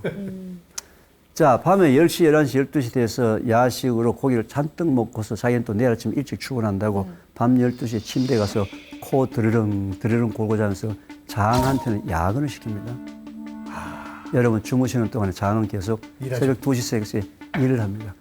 밤에 장은 잠을 자야 합니까? 안 자야 합니까? 자야죠. 자는 것이 기본이라는 것을 다 알고 있는데도 불구하고 전 세계에서 나이에 관계없이 가장 밤에 장을 잠 안 재는 나라 한국입니다. 고기도 6시, 7시 좀 일찍 먹고 소화시켜놓고 11시, 12시에 자면 아무 문제가 없어요. 고기 먹지 말자가 아니죠. 고기 언제 먹자? 일찍 먹자. 낮에 먹든지. 왜 해필 자기 직전에 제 해필 자기 직전에 먹어서 장을 그렇게 괴롭히나 이 말이죠. 아침 먹어야 돼. 이해되셨죠? 그죠? 네. 자, 이제 제가 이제 이게 계속 이제 독이 되는 음식 중에서 제가 설명을 드렸는데 약이 되는 음식이 있어요. 소화가 잘 되는 음식이 약이 되겠죠. 네. 가장 소화가 잘 되는 음식이 발효식품이에요. 오. 왜? 발효라는 얘기는 바깥에서 소화를 시켜놨다는 얘기예요. 바깥에서 조각을 냈다는 얘기예요. 똑같이 우리가 발효하게 되면 우리가 전통 김치, 김치죠. 청국장, 된장, 그죠? 된장. 청국장, 된장 콩으로 만들죠. 콩에 단백질 있죠. 콩 단백질을 두부나 두유 상태로 먹으면요, 65%밖에 소화가 안 돼요. 35%는 또 장을 괴롭혀요. 소화가 안 돼서. 근데 이걸 바깥에서 미생물들이 조각조각 내가지고 뭐예요? 95% 이상이 소화가 됩니다. 그래서 장 건강을 회복하는데 첫 번째 음식이 바로 우리나라 전통 발효식품이에요. 김치 좋은 거네요. 아, 그럼요. 또 김치와 청국장, 된장에 뭐가 있어요? 유익균. 유익균 숫자가 어마어마하게 많고요. 또 청국장에는 유익균이 팔팔 끓여도 안 죽어요. 여러분 돈 주고 사면 유산균은 다 죽습니다. 현재 여러분 사 먹고 있는 상업용 유산균은요 거의 대개다가 죽은 사균을 먹고 있어요. 아, 그러니까 나 안 먹는다는데. 유일하게 살아있는 균이 뭐예요? 김치, 청국장, 된장. 근데 문제는 청국장 하게 되면은 이미지가 나빠. 냄새. 꼬리꼬리하고 냄새나고 애들이 먹어야 안 먹어요? 맛있던데. 안 먹죠. 그래서 제가 전 국민 운동을 벌이고 있습니다. 여러분 7월 10날이 무슨 날인지 아세요? 모르죠? 예. 7월 10날은 일본에서 나또의 날입니다. 오. 그날은 일본의 모든 학생들이 나또를 못들 만들어놨어요. 제가 작년 5월 달에 공중파 TV에 나가서 우리 10대, 20대 젊은 친구들이 콩 발효 음식과 우리 김치를 먹어야 된다라고 얘기를 하면서 청국장의 단어를 좀 바꾸자. 이게 이미지가 나쁘니까 청국장을 한국장으로 바꾸자. 한국장. 이름을 바꾸자. 네. 그리고 청국장 파는 식당 중에서 청국장 대신에 메뉴판을 한국장으로 바꾸면 내가 그 집에서 하루 동안 무료로 서빙을 해주겠다. 오. 예. 네. 우리나라 발효식품이 K푸드로서 이름만 유명한 것이 아니고 그걸 먹었을 때 장 건강이 원래대로 회복된 전 모든 사람들. 왜냐하면요, 콩이 우리나라 원산지예요. 아, 그래요? 한경도와 만주 지역에서 전 세계로 콩이 펼쳐나갔습니다. 전 세계로. 우리 한국 사람들의 유전자에는 콩 유전자가 흐르고 있어요. 왜? 단백질 공급원이 고기가 아니었어요. 지금까지 콩 먹고 살았는데 요새 10대, 20대 아이들이 콩 먹어요, 안 먹어요? 안 먹죠. 안 먹죠. 콩 빼고 먹어요. 그죠? 네. 그래서 우리 아이들한테 콩 먹는 운동을 벌이는데 한경도 위에 흐르는 강 이름이 뭔지 아세요? 두만강. 두만강. 투자가 콩두자입니다. 콩두자. 아, 만자가 가득 찰 만자입니다. 콩이 가득 차. 강에 콩이 얼마나 가득 찼으면은 두만강이라고 부르는 이 현재 우리나라에서 전 세계에서 수입콩과 유전자 변형콩을 어마어마하게 많이 먹는 나라예요. 맞아요. 우리 콩이 비싸다고. 그래서 우리 콩 살리기 운동과 우리 젊은 친구들 10대, 20대들이 우리 전통 발효식품을 먹어서 네. K푸드를 가지고 세계를 한번 나가보자. 아, 박수. 아, 대박이다. 바로 이런 부분들을 지금 현재 태초 먹거리에서 올해 진행하고 있고요. 좀 관심 있는 분들은 태초 먹거리 홈페이지 오시게 되면 올해 이제 전국적으로 네. 30분 만에 아이들하고 김치 담그고 된장, 간장 담그기, 매주 담그기. 네. 이건 또 1년 360을 언제든지 할 수가 있어요. 그다음에 양도 1인분도 할 수도 있어요. 2인분도 할 수도 있고. 옥천에는 초, 중, 고 학생들한테 1인분 자기가 먹을 된장, 간장을 직접 자기가 담궈서 학교 안에다 놓고 서로 된장, 간장 자기가 담근 걸 먹고 이건 또 1개월 만에 담궈요. 네. 자기 담근 된장 가지고 자기가 직접 밥도 먹어보고 소위 아이들을 바꾸는 그런 일도 지금 현재 태초 먹거리 하고 있습니다. 하여튼 오늘의 주제는 약이 되는 음식과 독이 되는 음식이 있는데 지금 현재는 우리가 다 약이 된다고 먹으면서 거의 대개다가 독이 되는 음식으로 먹고 있기 때문에 대한민국 사람들이 전 세계에서 대장 환자 1등. 이걸 좀 벗어나자. 이게 오늘 이 강의의 주제였습니다. 대박입니다. 네. 약이 되는 음식부터 독이 되는 음식까지 오늘 잘 알아봤는데요. 오늘 함께 하신 시간 어떠셨나요, 여러분들? 아, 예. 저는 오늘 우리 또 교수님의 말씀 듣고 먹는 거 좋은 음식 많이 먹으면 건강해질 거라는 생각했는데 그러니까요. 아, 이게 독이 된다는 사실을 오늘 알게 됐으니까 이제 잘 맞게 제 몸에 정확하게 건강 음식을 넣을 수 있는 오늘 또 방법을 배워서 너무 행복했던 시간인 것 같습니다. 네. 저도 그 제가 알고 있던 건강 상식이랑 좀 다른 부분도 이렇게 굉장히 맞아요. 많이 배운 것 같고 오늘부터 발효식품 많이 먹을게요. 네. 적절하게 먹었습니다. 많이 먹으면 안 돼. 적절해. 너무 많이 발효식품 적당히 먹겠습니다. 네. 이제 우리 교수님께서 이제 너무 쉽고 편한 방법을 알려주셔서 네. 사실은 건강 지키기 위해서 건강을 뭐 이렇게 지키려면 굉장히 어려운 방법, 거창한 방법일 줄 알았는데 충분히 우리가 조금만 생각하고 있다면 네. 실천할 수 있는 좋은 방법이어서 너무 감사드립니다. 네. 오늘의 멘토 이계우 교수님께서도 저희 시청자 여러분들께 한 말씀 부탁드릴게요. 네. 지금 현재 아무리 어렵고 힘들고 절망적인 상태에 있더라도 우리 인체, 여러분이 갖고 있는 인체의 기본이 회복된다면 얼마든지 이겨나갈 수 있어요. 자신감, 희망감을 드리겠습니다. 네, 오늘 이계호 교수님 다시 한번 감사드리고요. 구슬이 서말이어도 깨어야 보배라는 말이 있죠. 그러니까 여러분들도 오늘 배운 것들 생활에서 잘 실천해 보시기 바랍니다. 지혜 다락방은 따뜻한 마음이 모여서 제작됩니다. 여러분들의 정성 기다리도록 하겠습니다. 다음 주 이 시간에도 지혜 다락방은 알찬 강연으로 찾아뵙도록 하겠습니다. 함께해 주신 여러분 고맙습니다.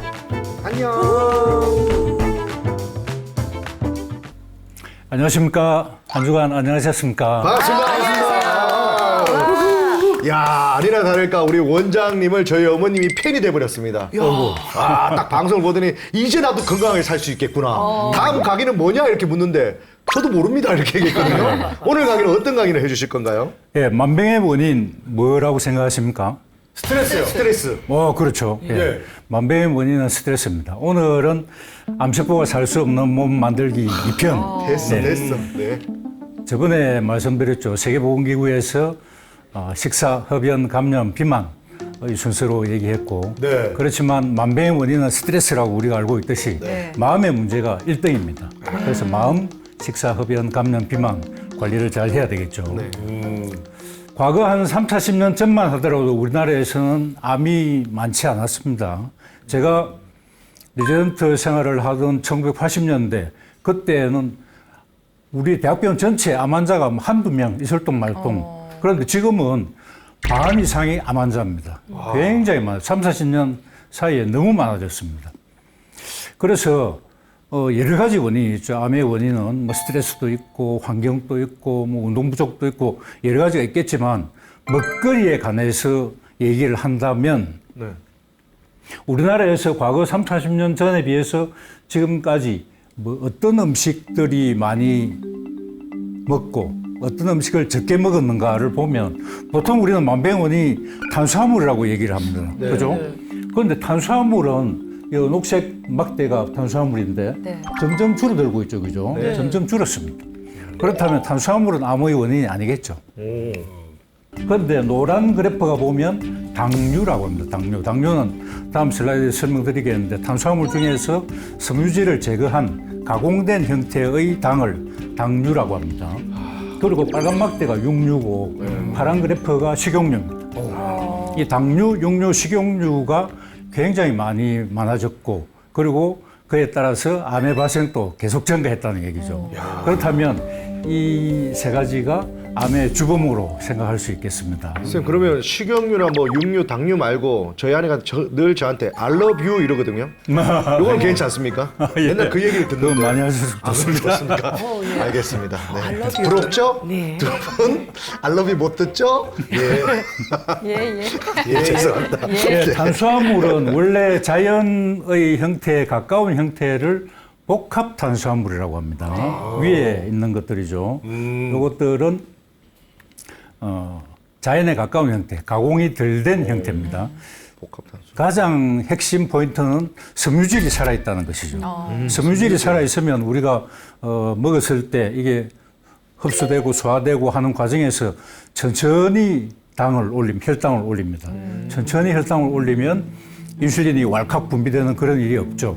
그런데 밑에 가공이 많이 된 단순 탄수화물이나 가공 탄수화물을 당류라고 하고 이 당류를 먹으면 흡수가 급격히 되기 때문에 혈당을 급격히 올리고 그러면 췌장에서 인슐린이 왈칵 분비가 되면서 이게 이제 지방 조직으로 저장을 하고 그리고 암이 있다면 암을 촉진을 하고 그리고 인슐린이 왈칵 분비됐으니까 당이 뚝 떨어지겠죠.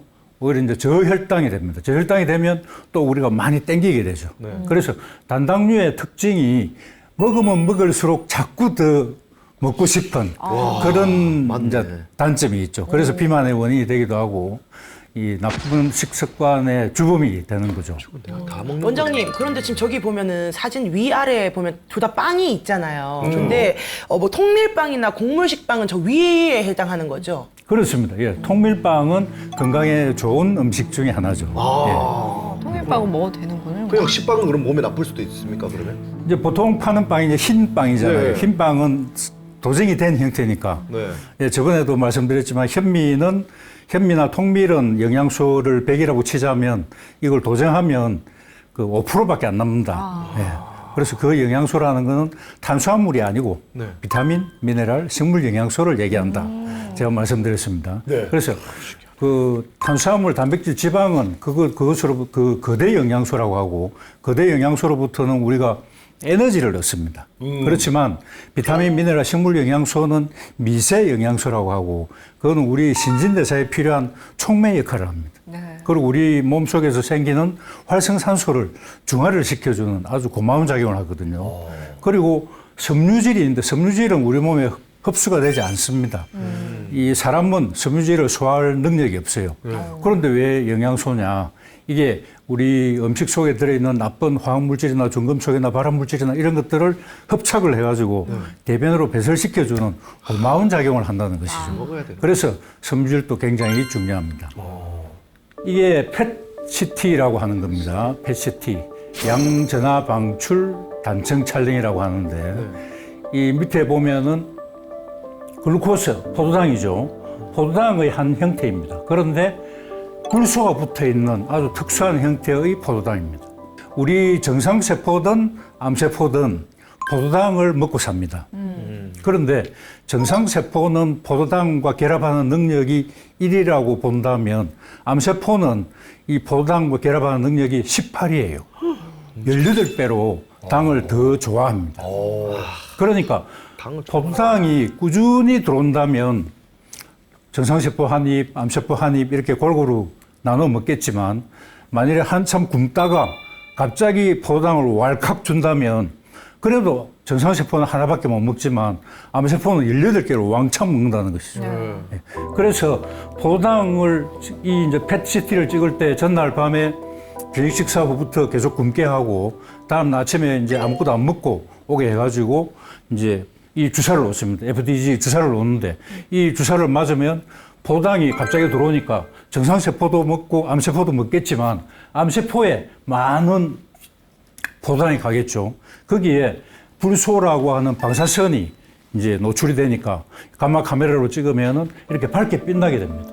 그래서 우리가 암을 진단받았을 때 펫CT를 찍어가지고 몸 전체에 어디에 전이가 있는가를 확인하기 위해서 펫CT를 찍거든요. 그렇다면 이 포도당이 많이 간 자리가 이렇게 밝게 빛난다는 것입니다. 그 정도로 우리 암세포는 당을 좋아한다. 그러니까 당을 물론 안 먹을 수는 없습니다. 정상세포도 당을 원료로 하고 특히 우리 뇌 같은 경우에는 당이 없으면 움직이질 않거든요. 당이 굉장히 중요하지만 왈칵 포도당치를 혈당치를 올리는 그런 음식을 피해야 된다. 이런 얘기입니다. 자, 마음 관리. 우리가 그 불교 경전을 260자로 줄이면 반야심경이 된다고 합니다. 반야심경을 5자로 줄이면 일체유심조. 모든 것은 내 마음에 달려 있다. 한자로 줄이면 마음심자가 됩니다. 마음심. 그 여러분의 마음이 곧 경전과 같다는 얘기입니다. 네. 그러니까 우리는 우리의 육체가 먹고 자고 활동하고 이렇게 알고 있지만 사실 우리의 삶과 죽음, 건강과 질병, 행복과 불행, 성공과 실패 이 모든 것을 좌우하는 것은 우리의 마음이라고 합니다. 우리는 몸 속에 마음을 간직하고 있다라고 생각하지만 사실은 몸을 활용하는 마음이 있다는 겁니다. 마음이 중요하다는 겁니다. 그래서 마음의 근원을 우리가 잘 수용하는 그런 자세가 필요한데 마음을 관리하기 위해서는 지난번에도 제가 잠시 말씀드렸는데 여러 가지 방법들이 있습니다. 마음을 관리하는 방법은 여러 가지가 있는데 신앙 활동이 굉장히 이 마음 관리에 굉장히 중요한 방법이 되겠고 신앙 외에 뭐 감찰기석이라든지 이안요법, 명상, 뭐 아우토겐 들어보셨죠? 아우토겐 이런 마음 관리하는 독일에서 발달된 방법인데 그 굉장히 많이들 하고 있습니다. 그리고 마음 수련, 기술련, 뭐 음악 치료, 예술 치료, 웃음 치료 이런 것들이 전부 마음 관리의 한 방법입니다. 자, 우리 눈을 감고 상상을 한번 해보십시오. 네. 레몬 아시죠? 레몬. 네. 네. 레몬 눈 감으세요. 눈 감아요? 네. 레몬을 하나 샀습니다. 사서 샀어요. 껍질을 벗깁니다. 귤 껍질을 벗기듯이 레몬 껍질을 벗기고 이 귤 하나 그 꺼내듯이 네. 조각 내 가지고 네. 이 레몬을 우리가 혀로 입으로 탁 깨물었다. 깨물었습니까? 네. 시다. 입에서 침이 나옵니까? 네, 막 침 나옵니다. 줄줄 막 질질 나옵니다. 나옵니다. 예, 그렇죠. 아무 레몬을 먹지 않고 생각만 했는데도 우리는 침이 나옵니다. 이제 눈 뜨십시오. 예. 그래서 네. 마음과 몸은 둘이 아니라는 것이죠. 마음이 몸을 지배를 하고 있습니다. 암 진단 후에 심리 변화가 있는데 이 엘리자베스 큐블러-로스라고 하는 유명한 정신과 의사입니다. 이분이 암 진단이나 어떤 우리가 굉장히 충격적인 일을 당했을 때 우리 심리 변화가 부정, 분노, 타협, 우울, 수용 요 5단계를 거친다라고 했습니다. 처음에는 우리가 암을 진단받으면 아닐 거야. 내가 암 밀착이 있나. 그래서 이 병원 진단 믿을 수 없다. 그래서 B 병원에 가서 또 검사해보고 C 병원에 가서 검사해보고 했는데 확진이 되죠. 그러면 왜 나에게 암이 왔을까? 식사 관리 잘하고 운동 평소에 열심히 하고 술 담배도 안 하고 잘 했는데 왜 내한테 암이 왔나? 저 사람 때문이다.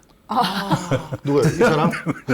저 사람 때문이다. 예. 그 갈등을 원인을 외부에서 찾는군요. 예, 타인에게 그걸 전가를 하는 거죠. 그게 이제 분노의 단계입니다. 그래서 분노의 단계에 있는 환자분들이 오시면 병원에 굉장히 시끄럽습니다. 막 화를 내거든요. 심지어는 뭐 의사인 저기까지 막 화를 내고 뭐 간호사는 막 굉장히 피해를 많이 입죠. 예, 그렇게 분노 단계에 있다가 그걸 분노했지만 어쨌든 암이라는 건 돌이킬 수 없는 사실이고 그렇게 되면은 타협 단계에 이릅니다. 내가 우리 아들 장가갈 때까지만이라도 나는 꼭 살아야 돼. 예. 뭐 우리 아들 졸업 때까지 나는 꼭 살아야 돼. 이렇게 타협을 하지만 암은 계속 진행된다는 것이고 현대학적인 한계가 있기 때문에 어쩔 수 없이 암이 진행되고 나는 뭐 얼마 후에 죽을 수도 있다는 걸 알게 되면 우울하게 됩니다.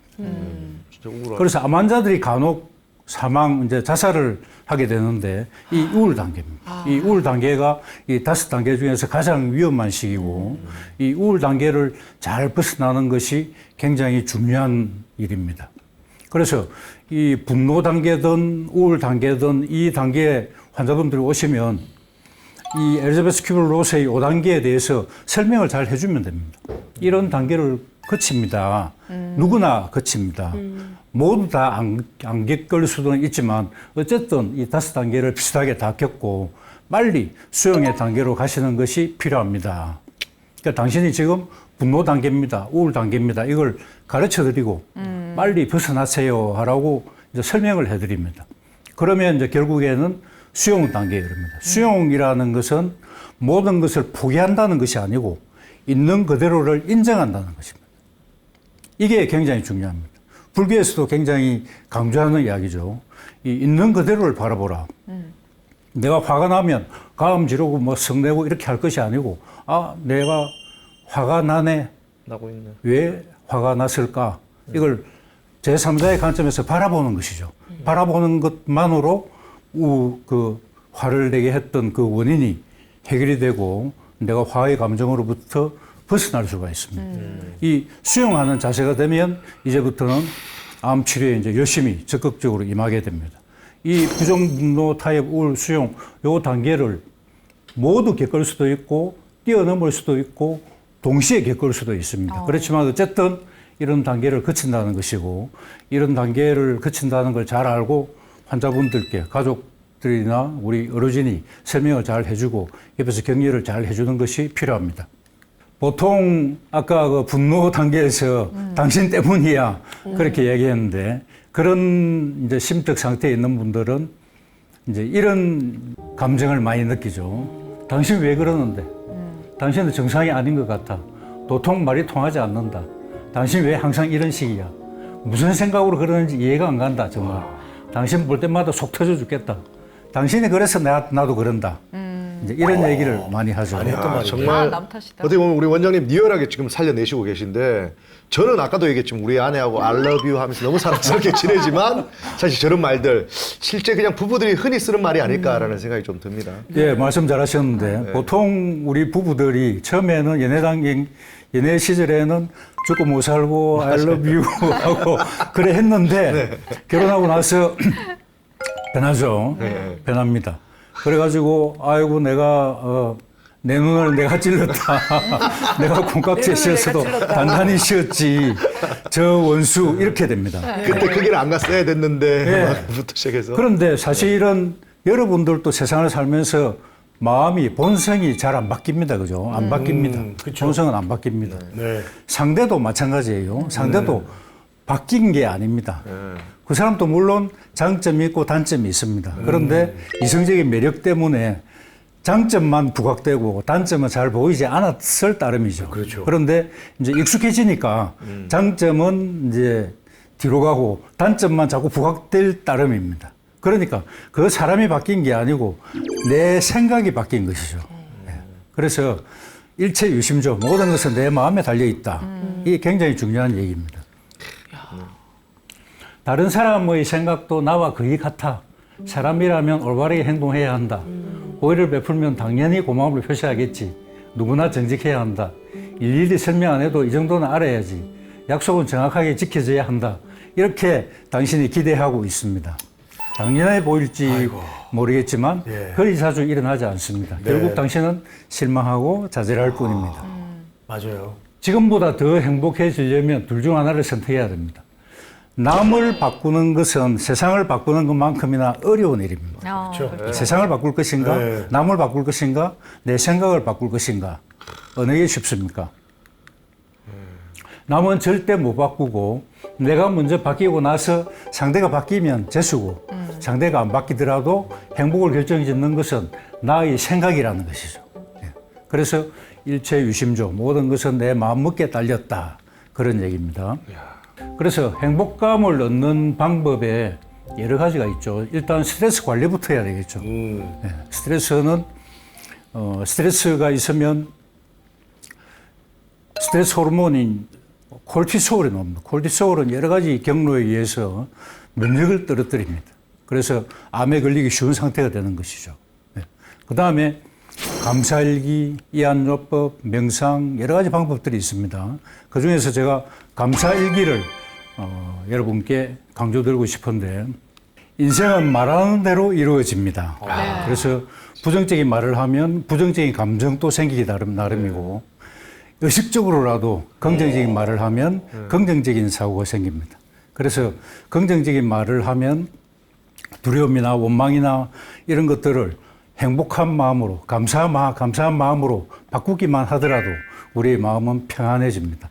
그래서 감사일기가 굉장히 중요합니다. 감사일기를 쓰면 우리의 지금 현재 세상 괴롭고 힘들고 스트레스 많이 받지만 이걸 감사일기를 쓰는 습관을 들임으로써 우리가 두려움이나 분노나 이런 감정을 감사한 마음으로 바꾸어가지고 우리가 긍정적인 에너지를 창출할 수가 있습니다.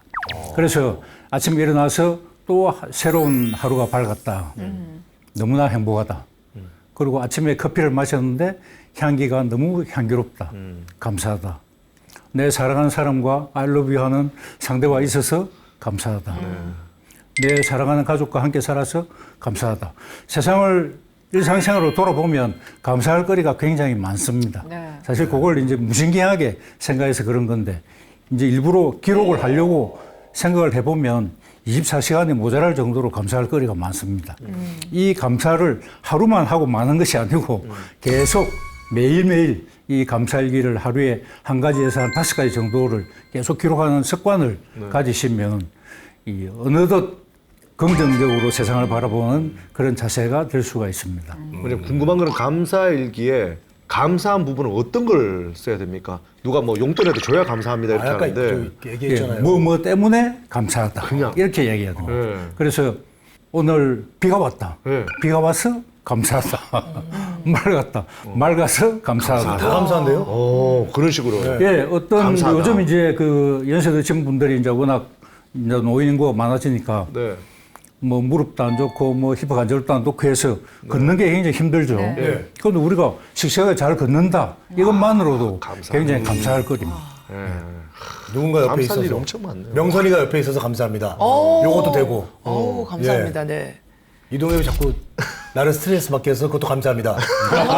그건 안 맞잖아요. 뭔가 자꾸 뭐 알러뷰 해가지고. 부러워서 부러우면 지는 거예요. 마음이 편치가 않네요. 예. 부러운 감정 그런 거는 이제 스트레스라고 하죠. 유스트레스 나를 자극하는 긍정적인 자극하는 그 좋은 스트레스입니다. 이동엽이 그런 너무 것은. 부러워가지고 너무 제가 스트레스 많이 받아요. 제가 피부 싸움 좀 하고 오겠습니다. 아, 그것도 부러워. 상대가 있다는 게 부러우신 것 같은데요. 난 거북이밖에 없거든. 우리가 운동 많이 하잖아요. 네. 특히 이제 경쟁적인 운동, 뭐 테니스, 탁구, 뭐 배드민턴, 스쿼시, 또 뭐 한 달 전에 끝난 파리 올림픽에서 뭐 여러 가지 뭐 레슬링, 유도, 태권도 그런 걸 평소에 할 때는 이게 우리를 긍정적인 자극을 줍니다. 유스트레스죠. 유스트레스. 그런데 올림픽에 출전하는 선수들이 긍정적인 자극을 받을까요? 이 메달이 걸려가 있는데 굉장히 스트레스를 많이 받죠. 맞아요. 그건 이제 디스트레스. 예, 삶을 디스트레스. 부정적인 영향을 주는 스트레스입니다. 예, 그래서 디스트레스를 잘 관리하는 것이 굉장히 중요하죠. 그 디스트레스를 바꾸고 감사하는 마음으로 바꾸는 것이 감사일기입니다. 감사일기를 쓰라고 하면은 감사일기 이제 일기장을 사야 되니까 아, 뭐 다음 주에 사지 뭐 했다가 다음 주 되면 잊어버리고 안 쓰는 사람들이 있습니다. 그래서 감사일기를 굳이 노트에 쓸 것이 아니고 스마트폰을 활용하시면 됩니다. 스마트폰에 메모창도 있고 또 감사일기 앱도 있어요. 일기 앱도 있고 예. 앱이 많이 있습니다. 일기를 쓰는 앱들이. 그래서 앱을 다운받아서 할 수도 있고 어쨌든 하루에 한 가지든 5가지든 꾸준히 매일 빠지지 않고 쓴다는 것이 중요합니다. 그럼 원장님도 그럼 감사일기 지금 쓰고 계신가요? 간혹 씁니다. 간혹 일기로 바꾸세요. 간혹 얘기. 간혹 일기로. 예. 그 다음에 이제 이완요법이 있습니다. 이완요법은 긴장을 푼다는 것이죠. 그래서 보통 이제 이게 수면 관리할 때 쓰는 방법인데 밤에 잠이 안 올 때 여러분들이 누워서 표정근을 자극을 줬다가 탁 풀면 얼굴이 편안해집니다. 그래요? 목에 누워서 목을 수축시켰다가 탁 놓으면 목에 힘이 빠집니다. 어깨를 움츠렸다가 놓으면 어깨에 힘이 빠지죠. 팔도 힘을 꽉 줬다가 놓으면 힘이 빠집니다. 배에도 힘을 주고 다리에도 힘을 주고 발에도 힘을 주고 이렇게 머리끝부터 발끝까지 순차적으로 긴장을 최고도로 한 5초 이상 줬다가 탁 푸는 방법으로 그렇게 머리끝에서 발끝까지 이완을 근육을 이완시키는 것이죠. 이완을 시키면 어느덧 자기도 모르게 릴렉스한 상태가 되면서 잠자기 좋은 수면에 빠지는 여기 이제 실제적으로 자기가 의식적으로 할 때는 조금 그렇지 않은데 이완요법 그 앱들이 많이 있습니다. 이완요법 앱을 틀어놓고 그걸 시키는 대로 쭉 따라하다 보면 끝나기 전에 잠들어 버립니다. 네. 그 이완요법 굉장히 좋은 방법이고 명상은 뭐 여러분 말하셔도 다 아시겠죠. 그리고 마음 수련 우리 길 가다 보면 뭐 마음 수련 하는 데가 굉장히 많은데 마음 수련이라는 것은 간단하게 얘기하면 일체의 잡념을 버리는 것입니다. 예. 블랙홀을 하나, 자기의 블랙홀을 하나 만들어가지고 내 생각을 그 블랙홀에 다 집어넣는 겁니다. 또 어떤 생각이 떠오르면 이것도 블랙홀에 집어넣는 겁니다. 명상도 같은 방법입니다. 이 잡념을 하나씩 없애가는 거죠. 그렇게 해서 모든 생각을 다 블랙홀에 넣고 나서 내가 이 행위를 하고 있다는 것마저 블랙홀에 딱 집어넣고는 머릿속을 텅 비우는 그게 이제 명상이고 마음 수련인데 이제 이 행복감을 얻는 방법이고 그리고 기수련 많이 하시죠. 기수련도 있고 아우토겐이라고 또 이제 뭐 마음 수련하는 방법은 다 비슷비슷합니다. 어쨌든 잡념을 없애는 방법들이죠. 그렇게 함으로써 이제 행복감을 얻고 긍정적인 에너지를 키울 수가 있습니다. 이게 제가 여러분들께 드리고 싶은 말인데 이 문장을 우리 패널 분들이 돌아가시면서 한 문장씩 하시면 좋을 것 같습니다. 네. 한번 해보시겠습니까? 제가 먼저 자, 우리 읽어볼게요. 미진님. 내일 물을 주려던 그 꽃은 이미 시들어 있고 내일 보러 가려던 그 사람은 이미 떠나 버렸고 내일 고백하려던 그 사람은 이미 다른 사람과 사랑하고 있고 내일 전해주려던 그 말은 이미 내 머릿속에 남아있지 않습니다. 내일 해야 하는 100가지 일보다 지금 하고 싶은 그 한 가지 일의 이유가 더 소중합니다. 불투명한 삶 속에서 그 올지 안 올지 모르는 내일이라는 단어 때문에 후회하는 것보다는 지금 한순간 한순간을 소중히 하는 것이 더 좋을 것이라는 것을 알고 있는 사람들은 내일보다는 오늘을 더 생각할 것입니다. 네, 어제나 내일보다 더 좋은 오늘을 위하여 지금 여기에 집중하며 사는 것이 중요합니다. 예, now and here라고 많이 하죠. 네. 지금 여기에 집중하며 사는 것이 중요합니다. 그다음 수면 관리입니다. 수면 관리는 요즘 불면증에 시달리는 사람들이 굉장히 많으세요. 많더라고요. 그래서 잠을 못 이루니까 피곤하고 집중력도 떨어지고 이게 일의 그 능률을 떨어뜨리는 것뿐만이 아니고 이게 사고로도 많이 이어집니다. 교통사고의 많은 원인이 이게 이제 졸음운전이잖아요. 예. 그래서 수면을 잘 취하는 것 굉장히 중요합니다. 아까 제가 말씀드린 이완요법을 통해서 수면을 잘 취할 수도 있고 그리고 수면 앱들이 많이 있습니다. 유튜브에 들어가면. 그래서 수면 앱들을 깔아서 듣고 들으면서 수면을 이루는 방법도 좋은데 수면 관리를 하기 위해서는 가장 중요한 것은 수면 환경을 잘 유지를 해야 됩니다. 수면 환경은 말할 것도 없이 깜깜해야 되고 조용해야 되겠죠. 그리고 온도도 적절해야 됩니다. 더워도 안 되고 추워도 안 되고 적절한 온도가 좋고 우리 침구도 너무 딱딱한 것도 안 좋고 너무 푹신한 것도 안 좋고 그리고 옷이 또 배기거나 이러면 또 안 좋겠죠. 그래서 옷도 편안하거나 아니면 아예 벗고 자든지 그렇게 하는 것이 좋고 그리고 수면 패턴을 잘 유지하는 것이 중요합니다. 그래서 수면의 루틴이라고 하죠. 루틴. 나는 11시 되면 잔다. 6시 되면 일어난다. 그 루틴을 정하는 겁니다. 그래서 그 루틴은 사람마다 다 다르겠지만 그 루틴을 정하면 만사제치고 그 루틴을 유지를 하는 거죠. 재밌는 TV 프로그램을 보다가도 11시 되면 자야 되는 거죠. 자고. 너무 새벽 쉽죠. 10시에 무조건 일어나서 뭐 아침 운동을 하고 뭐 이런 수면 패턴을 유지를 해야 됩니다. 그리고 수면을 잘 이루려면 알코올과 카페인을 잘 관리를 해야 됩니다. 카페인에 뭐 선천적으로 강하신 분들이 있으세요. 그런 분들은 뭐 주무시기 직전에 커피를 마시고도 잘 주무신다고 하는데 일반적으로는 카페인은 각성 효과가 있고 수면을 방해합니다. 그리고 또 어떤 사람들은 술을 잠이 안 오니까 술을 마시고 잠을 자려고 하죠. 그래서 술이 많이 취했을 때 얼른 잠자리 가서 자려고. 그런데 이 알코올은 사실은 수면을 방해합니다. 오. 알코올이 우리 흥분제일까요? 억제제일까요? 흥분제. 술 마시면 막 뭐 노래 부르고 뭐 활달해지고 뭐 또 이상한 행동하는 사람도 있고 그래서 이 흥분제로 생각할 수 있지만 알코올은 중추신경 억제제입니다. 억지제군요. 중추신경을 억제합니다. 억제해서 인지 능력이 떨어지니까 그렇게 이제 개척한 행동을 하는 거죠. 인지력이 떨어져서 그렇구나. 지능이 떨어졌구나. 네. 우리 수면 사이클이 있습니다. 우리가 강의 듣다 보면은 졸다가 툭 떨어져서 이제 깊은 잠을 자죠. 이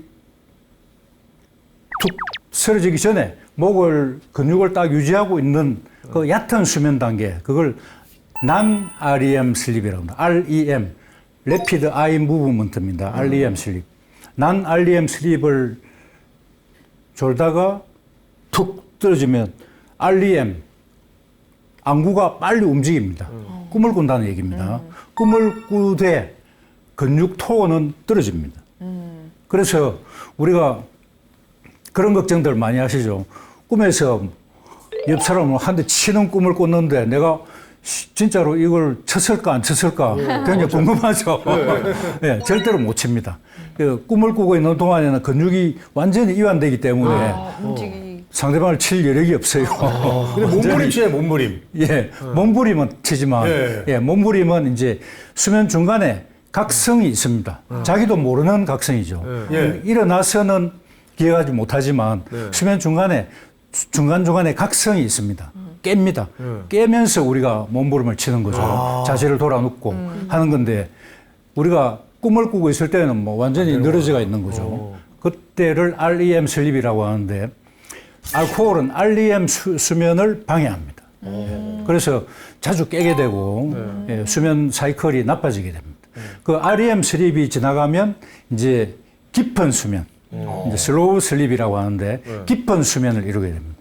깊은 수면도 얕은 단계와 더 깊은 단계에 나눠서 수면은 크게 네 가지로 나눕니다. 예, 얕은 수면, REM 수면, 그 깊은 얕은 슬로우 슬립, 깊은 슬로우 슬립. 그렇게 해서 단계로 들어갔다가 다시 단계로 회복했다가 다시 들어갔다가 다시 회복했다가 이렇게 사이클을 그리는데 하룻밤 잘 동안에 사이클을 5번 내지 6번 정도 이 사이클을 계속 그립니다. 그 다음에 운동 관리입니다. 운동은 뭐 여러분 다 잘 하고 계시겠지만 운동은 첫 번째로는 스트레칭이 중요하고 그 다음에는 유산소 운동이 있고 무산소 운동, 즉 근육 증강 운동이 있습니다. 요 세 가지를 잘 하셔야 됩니다. 이 스트레칭을 어려워하시는 분들이 굉장히 많습니다. 스트레칭, 간단한 스트레칭을 제가 가르쳐 드리고 싶은데 스트레칭은 이 팔을 손을 깍지를 끼고 앞으로 쭉 뻗으면서 배를 뒤쪽으로 쑥 넣으면 쭉 팔은 앞으로 뻗고 배는 뒤로 쑥 더. 숨을 내뱉으면서요? 예, 그러면 팔, 어깨, 몸통, 엉덩이, 허벅지까지 쭉 스트레칭이 됩니다. 그다음 그만하시고 다리를 충분히 옆으로 벌리고 몸을 옆으로 비틀어주는 거죠. 그건 많이 하죠. 축구할 때. 비틀면서 허벅지를 오른손으로 쭉 밀어줍니다. 네. 밀어주고 한번 해보세요. 허리를 쭉 저기 90년대 댄스 동작이 많이 나와요. 90년대 댄스 그래요? 동작이. 예. 예, 반대 방향으로도 하시고 엄청 보통 한 시원하죠. 5초 정도 유지해 주면 좋습니다. 돌리기만 해도 시원하다. 좀 해봤는데 엄청 시원하네. 예, 그 다음에 다리 운동. 다리를 왼손은 무릎을 잡고 오른손 손목 엄청 손으로 유연하시네요, 근데. 발목을 잡고 네. 이렇게 쭉 스트레칭 시켜줘. 네. 남자들은 보통 이 정도고 여자들은 이렇게 이제 됩니까? 주저앉아서 이렇게 쭉 스트레칭. 예. 예. 와, 진짜 유연해. 또 원장님 저 뭐 어디 체조 선수 하셨어요? 아닙니다. 엄청 요가 유연하시고. 강사하실 것 같은데. 엄청 유연하셔. 와. 예, 하신 다음에 그다음에 이제 허리를 앞으로 네. 이렇게 숙여. 야, 또 숙여줘요. 우와! 폴더처럼 접히네. 이거 안 되세요? 안 돼요, 저는. 허리 아 아파서. 진짜? 아니 원장님 어떻게 폴더폰처럼 어떻게 이게 금방 5초 정도 해주시면 됩니다. 늘 운동하시는 거예요, 그러면? 예, 매일 하죠. 매일이요? 운동. 예. 그러니까 되는구나. 새벽에 일어나서 운동을 합니다. 너무 예. 건강해 보이십니다. 역시. 그래서 유산소 운동과 무산소 운동이 있는데 네. 유산소 대부분 운동한다 이러면 러닝머신 하고 뭐 걷기 하고 유산소 운동을 많이 하시죠. 그런데 에너지를 많이 태우는 것은 근육입니다. 그래서 근육을 키우면 에너지를 많이 소비할 수 있기 때문에 비만을 예방할 수 있고 치료할 수 있고 그렇죠. 그래서 근육을 키워야 되는데 근육이 우리 몸 전체에 여러 군데 있지만 뭐 손가락 근육을 키우기 위해서 이 운동하는 것보다는 대퇴사두근을 키우는 게 이 굉장히 두꺼운 근육이니까 두꺼운 근육을 키워야 이 가성비가 좋겠죠. 그래서 대퇴사두근, 대흉근, 이두근, 대퇴이두근, 활배근, 예, 이런 것들을 키우는 게 가성비가 좋다는 말이죠. 그래서 근육 증강 운동을 할 때 가장 대표적인 운동이 스쿼트죠. 스쿼트. 많이 하더라고요. 스쿼트를 할 때는 이 무릎이 발끝을 앞으로 놓지 발끝보다 앞으로 놓지 않도록 그리고 가능하면은 수평을 이루도록 그렇게 하는 것이 좋고 그리고 런지는 해보시면 아시겠지만 이 앞다리보다는 뒷다리 근육에 대퇴사두근에 긴장이 굉장히 많이 됩니다. 그래서 스쿼트와 마찬가지로 대퇴사두근을 키울 수 있습니다. 힘들어. 잘 다져진 건강한 근육은 부상과 낙상으로부터 보호해주고 고든 자세를 유지해주고 만성 통증에도 좋습니다. 사무실에서 예. 꼭 뭐 운동을 하기 위해서 헬스장에 안 가시더라도 사무실에서도 할 수 있는 게 월 푸시업이죠. 이제 보통 우리 엎드려서 푸시업을 하는데 벽을 잡고 푸시업을 하면 대흉근, 소흉근, 삼두근, 어깨 근육을 할 수 있고 익숙해지면 팔을 더 밑으로 내리고 발을 더 멀리 해서 이렇게 하면 좋겠고 월sit 운동. 예. 등을 등지고 앉아서 하는데 처음에는 굉장히 어렵습니다. 그렇지만 이제 점점 숙달되면 90도까지 내려오도록 그렇게 하면 등, 가슴, 복부, 다리, 엉덩이 근육을 강화시킬 수 있습니다. 하면서 커피 한 잔. 와. 사이드 플랭크. 플랭크는 엎드려서 이제 버티는 게 플랭크인데 옆으로 벽을 잡고 플랭크를 함으로써 이 코어 근육을 강화시킵니다. 그리고 30초 후에 반대 방향으로 전환해서 할 수 있습니다. 와인 마시면서요? 네. 그러면 와인 들고 이렇게 하면 저 사람이 운동하는 건지 쉬고 있는 건지 아무도 모르겠죠. 네. 의자 스쿼트 뭐 잘 하시겠고. 예, 의자 스쿼트. 그다음 의자 크런치. 아, 그런지. 요거는 이제 그 의자가 움직이는 의자면 잘못하면 사고가 납니다. 고정된 의자에서 하셔야 되고, 예, 의자 삼두근 딥도, 이 삼두근 운동도 고정된 의자에서 하셔야 됩니다. 저렇게 하면은 그냥. 플랭크도 역시 마찬가지로 할 수 있습니다. 아니, 말씀 맨발 걷기를 마지막으로 말씀드리고 싶은데, 네. 어싱이라고 합니다. 어싱. 어싱이요? 얼스. 지구죠. 지구에 ing가 붙었습니다. 지구와 접한다는 얘기죠. 접지 효과입니다. 우리 피리침에 번개가 팡 치면 그게 땅으로 흐르죠. 그라운드까지.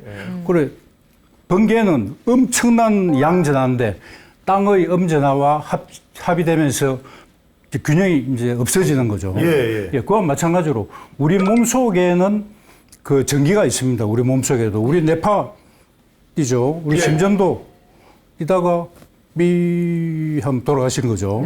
전기가 없어지면 살아있는 사람은 전기가 다 있습니다. 그리고 양전하에서 음전하로 전기가 흐릅니다. 그리고 우리 몸 속에는 양전하가 대부분 다 있는데 이게 이제 많아지는 사람들은 활성산소가 많다는 겁니다. 그래서 활성산소가 많으면 우리 항산화제, 안티옥시던트, 항산화제를 먹으면 항산화제가 전자를 주기 때문에 음전하를 주기 때문에 활성산소가 중화가 되는 거거든요.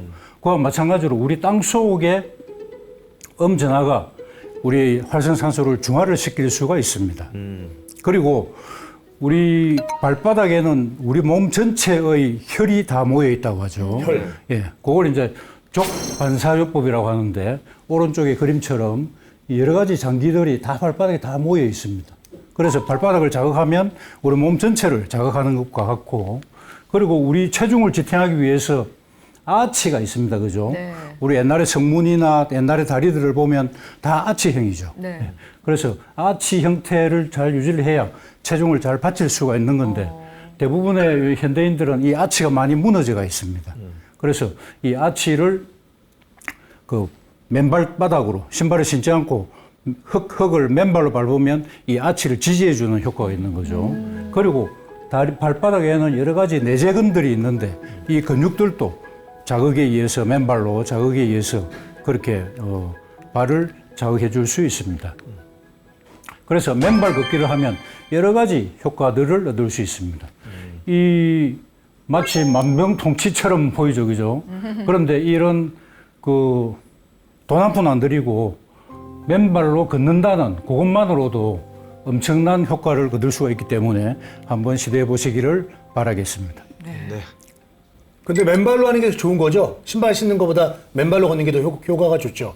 예, 맨발로 해야 되는데 이제 맨발을 어디에서 하느냐 그게 굉장히 중요한데 그건 이제 다음 주에 제가 건강 관리 나쁜 습관 얘기할 때 제가 다시 한번 말씀드리도록 하겠습니다. 예, 보건복지부와 대한의사협회에서 공동으로 발표한 암 예방을 위한 10가지 생활 수칙이 있습니다. 담배를 피우지 말고 남이 피우는 담배 연기도 피하기. 채소와 과일을 충분히 먹고 다채로운 식단으로 균형 잡힌 식사하기. 음식을 짜지 않게 먹고 탄 음식물 먹지 않기, 암 예방을 위해서 하루 한두 잔의 소량 음주도 피하기, 주 5회 이상 하루 30분 이상 땀이 날 정도로 걷거나 운동하기, 자신의 체격에 맞는 건강 체중 유지하기, 예방접종 잘하기, 성매개 전염병에 걸리지 않게 하기, 바람성 노출에 노출되지 않도록 안전보건수칙 지키기, 암 조기 검진하기, 이렇게 10가지가 있고 네. 암을 이겨낸 사람들의 공통점이 있거든요. 그래서 우리가 암을 가장 적극적으로 예방하는 방법은 내가 마치 암 환자인 것처럼 행동하시면 됩니다. 그래서 현대의학과 통합의학을 병행 치료했고 채식을 하신 분들이 압도적으로 많고 항상 밝고 긍정적이고 적극적인 사회생활을 하시는 것이 좋습니다. 그렇게 해야 돼. 채식. 와. 오늘 강의를 듣다 보니까 가장 중요한 건 마음 관리고 또 그 마음 관리를 하기 위해서 긍정적인 사고가 중요하겠다라는 생각을 하게 되는데요. 오늘 지혜 다락방은 여기서 마무리하고요. 다음 주 이 시간에도 알찬 강연으로 찾아뵙도록 하겠습니다. 함께해 주신 여러분 고맙습니다. 네, 안녕. 감사합니다.